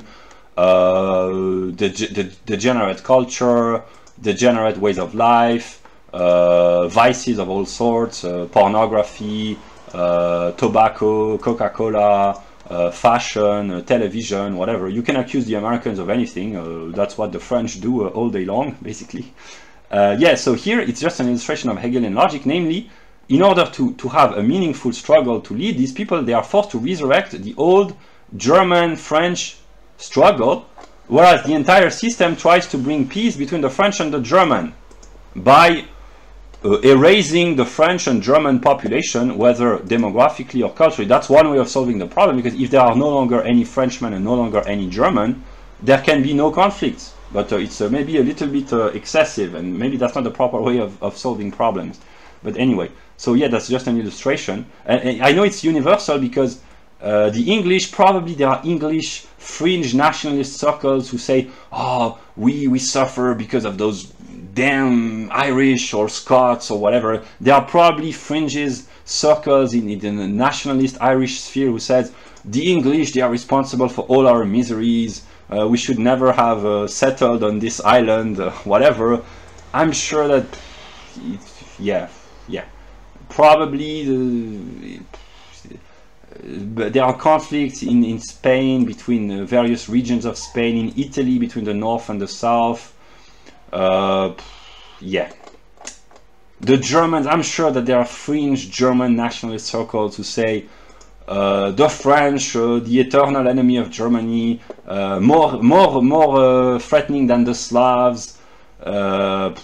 Yeah, I can only imagine that this kind of infinite complexity of struggle, sometimes meaningful, sometimes just a waste of time and meaningless. I mean, not because all in all everything has its reason for being, but I just illustrate because I know, because of my empirical self, how to divide. But these are just illustrations, and then only an empirical person of any other country can understand through his own experience the structure, basically. So yeah, I continue. So here I was talking about Napoleon, Louis XIV. So the system tries to deconstruct Louis XIV because he's a source of pride for the right wing, and they want to abolish all sense of accomplishment by the French population because yeah. So Louis XIV is associated with the idea of greatness for France, cultural, military, geopolitical, demographic strength, and so is Napoleon. That's why these are ambiguous figures. They have been heroes, and also Louis XIV was never really a villain because from an absolute standpoint he's the greatest king. One might say he's the king of France at the peak of its power. Napoleon was the emperor, but the empire didn't last very long, whereas Louis XIV really was the most stable king at when France was at the peak of its power, culturally, demographically, geopolitically, militarily, etc. So yeah, but these really are the most important figures. I made this by copying a dictionary, but there are many more. But really, this is a French history in the 10. How many are they? 1, 2, 3, 4, 9 names. There could be more, but yeah. The French Revolution, the most important figure would be Robespierre, but there are more moderate, and there were factions, so that's why it's difficult to classify. And also François I, Henry IV, etc. They could be added here, but with the struggles between the Catholic and the Protestant, between the French and the Holy Roman Empire, the Holy Germanic Roman Empire, France and Italy, etc., etc., etc., whatever. Inventors, they're just one, but there are many more. Intellectuals, he's a nationalist, an anti-Semite. Tocqueville, he's very famous in America. There are many intellectuals like Bastiat, Say, Tocqueville, and even probably Charles Gave, Pascal Salin, who are more well known outside of France because their ideas are not very popular, because they are libertarians mostly. Here are right-wing historians, right-wing authors. Good literature, it is said in France, is right-wing. Poetry, I put this on the right, but actually poets are beyond left and right. They are just creative, artistic genius. So here are great poets. Romantic, Baudelaire, Rimbaud, Mallarmé, they are very difficult to classify. It cannot be classified. It's just a great French poetry. Spiritual people, Jean Calvin, which, like the libertarians and the Protestants have had a very important influence upon American and Swiss here, but also American partly life. But he's been very influential in Switzerland. Bastia has been very influential in America. Tocqueville as well. Where is Tocqueville? Here. So there are many French people who have been very influential outside of their own native country. Like Rousseau was a Swiss who became tremendously influential upon French life and eventually European life and even world spirit, because Rousseau has been a tremendous influence for Marx, for nationalism, for communism, for socialism, a literary influence, an artistic influence, an aesthetic influence, a political, philosophical, an influence on education. He's been one of the most influential men ever, for good or bad, because he was a conflicted figure, but he's been influential on the far left and the far right. So Jean Calvin, Guénon, Savitri Devi. I didn't know that she was officially French, at least a citizen, but yeah, I did not know that. But yeah, and here a scholar of spirituality, and here most important French philosophers in a chronological order: Abelard, Héloïse and Abelard, the famous story. So these are Middle Ages. No, he's a Middle Age thinker. Renaissance thinker, modernity, he's a materialist, Epicurean, materialist. Descartes, of course, tremendously influential. Blaise Pascal, influential upon Nietzsche, was a Christian thinker. He could not finish his work, he left only notes, les pensées, which are fragments of an unfinished book. A scientist. So here we are Middle Age, Renaissance, basically. I simplify. 17th century, the classical age. From an intellectual standpoint, this may be France at the peak of its classical, artistic, and intellectual expression. But actually, France has had a very rich intellectual life. Already in the Renaissance partly, but it was more influential in Italy. But in the 17th century, which is the classical age, where the greatest writers, thinkers, and even partly scientists, because Blaise Pascal was a philosopher but a scientist as well, Malebranche was a metaphysician, so it's really the age of the classical age. And then there is the 18th century in France, which is also a classic, one might say, but not a classicism. It's classic in the sense that maybe it's the most famous century in the history of France, but the 17th century was great as well, intellectually, and the 19th century as well. But here's the age of enlightenment. So Montesquieu, very influential upon politics, political theory. Jean-Jacques Rousseau, who was an anti-enlightenment thinker, surrounded by enlightenment thinkers. We have a deist, theist, materialist, Diderot, Helvétius, d'Alembert, Voltaire, Condillac, Lamétrie, d'Holbach, Condorcet. They are all materialists or theists, but basically they are anti-metaphysicians. And that's what this brought about, the German reaction with Kant, Fichte, Schelling, and eventually Hegel. Yeah, the age of enlightenment, the spread of knowledge, the development of public opinion, the spread of bourgeois idea, political liberalism, economic liberalism, anti-metaphysics, anti-clergy, and eventually anti-religion.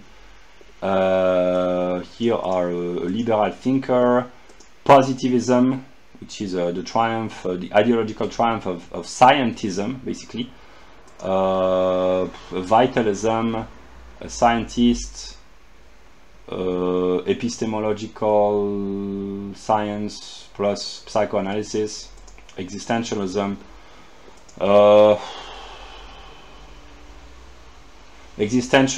Marxism, Heideggerian influence, a lot of contradictory thoughts, Marxist epistemology. It's not very clear. It's complicated. And these people, Marxism, psychoanalysis, cultural Marxism in a way, French theory, deconstructionism, whatever, more or less deconstructionism, postmodernism, the same sociology, left-wing sociology, theory of imitation. A friend of Zizek, Onfray, is the philosopher I've talked about, anti-Hegelian, therefore Hegelian, and good old philosophy teachers or writers of histories of philosophy. So only a Frenchman or an expert in the history of philosophy can know this, but yeah, broadly this is the story of French philosophy. And then I could, if I did this very briefly, but I did not consciously wanted to implement all the artists, movie directors, painters, etc., etc., sportsmen, comedians, etc., etc. But this is basically the spiritual life and intellectual life of modern France, which is a particular type of country. And okay, problem. Yeah, I will just show. So basically I've talked for 3 hours now. This is how to understand a country. I did not work on this thoroughly because I've spent most of the past 5 months reading Hegel every day, but I just classified with my personal experience of the life of the intellectual life of this country. And most of the categories are ordered. I mean, it's not spatial, they can be interchanged in many ways, but this is broadly the structure. And this video, when I publish this video, it will be very useful for anyone watching this video to understand the French political life, because this is how people are determined to think what they think, to interact reciprocally, etc. This is the broad view and of course it has to be completed. This is just my view that I made briefly, but this is the life of the French country, basically. Yeah, so yeah, that's what I had to say. So I will just reread my notes, basically.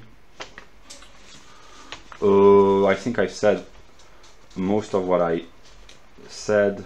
Yeah, just I read my notes briefly, things that I've not mentioned. The motto of the nationalist, liberal or libertarian party of Monsieur de Lesquen is individual liberty, civic equality, racial brotherhood. So it's liberty, equality, fraternity or brotherhood, liberty, equality, fraternity, but here it's specifically determined, as Hegel would say. It's not the Allgemeinheit, it's the Besonderheit, Besonderung des Allgemeinheit, so it's the particularization of the universal. So it's not any kind of liberty, it's individual liberty, so he's a libertarian. It's civic equality and not economic equality, so that's why he's a libertarian in the sense that he doesn't aim at equality of outcome, but equality of opportunity. And it's racial fraternity and not universal fraternity. So that's why he's a nationalist libertarian. And it's contradictory, but yeah, that's just to illustrate. Liberty, equality, fraternity is the motto of the French Republic. Here it's a Hegelian modification, namely it's a Besonderung der Allgemeinheit, a particularization of the universal. Namely, it's not abstract universal liberty, abstract universal equality, or abstract universal fraternity. It's individual liberty, civic equality, and racial fraternity. So it's the equivalent of white nationalist libertarians in the Anglo-Saxon world, basically.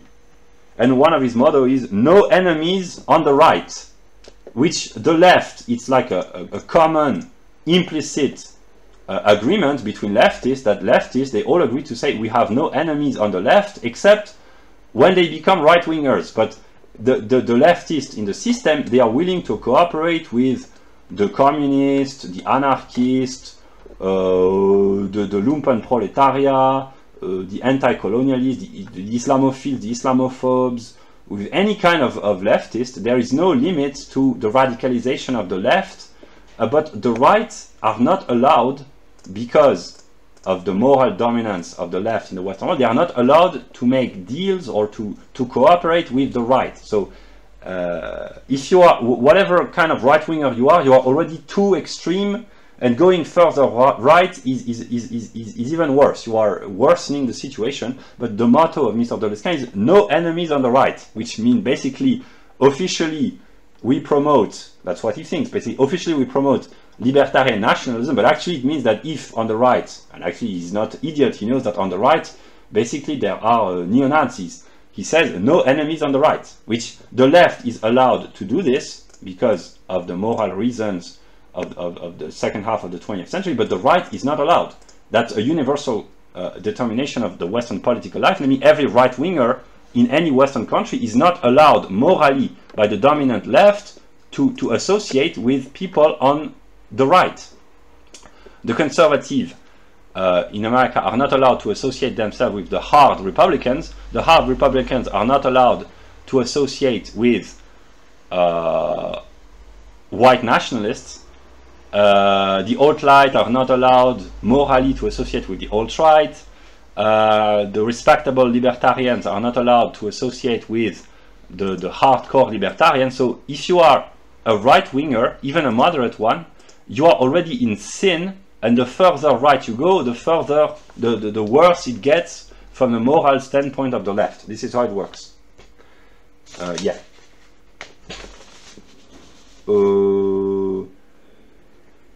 Yeah. I said pretty much what I had to say.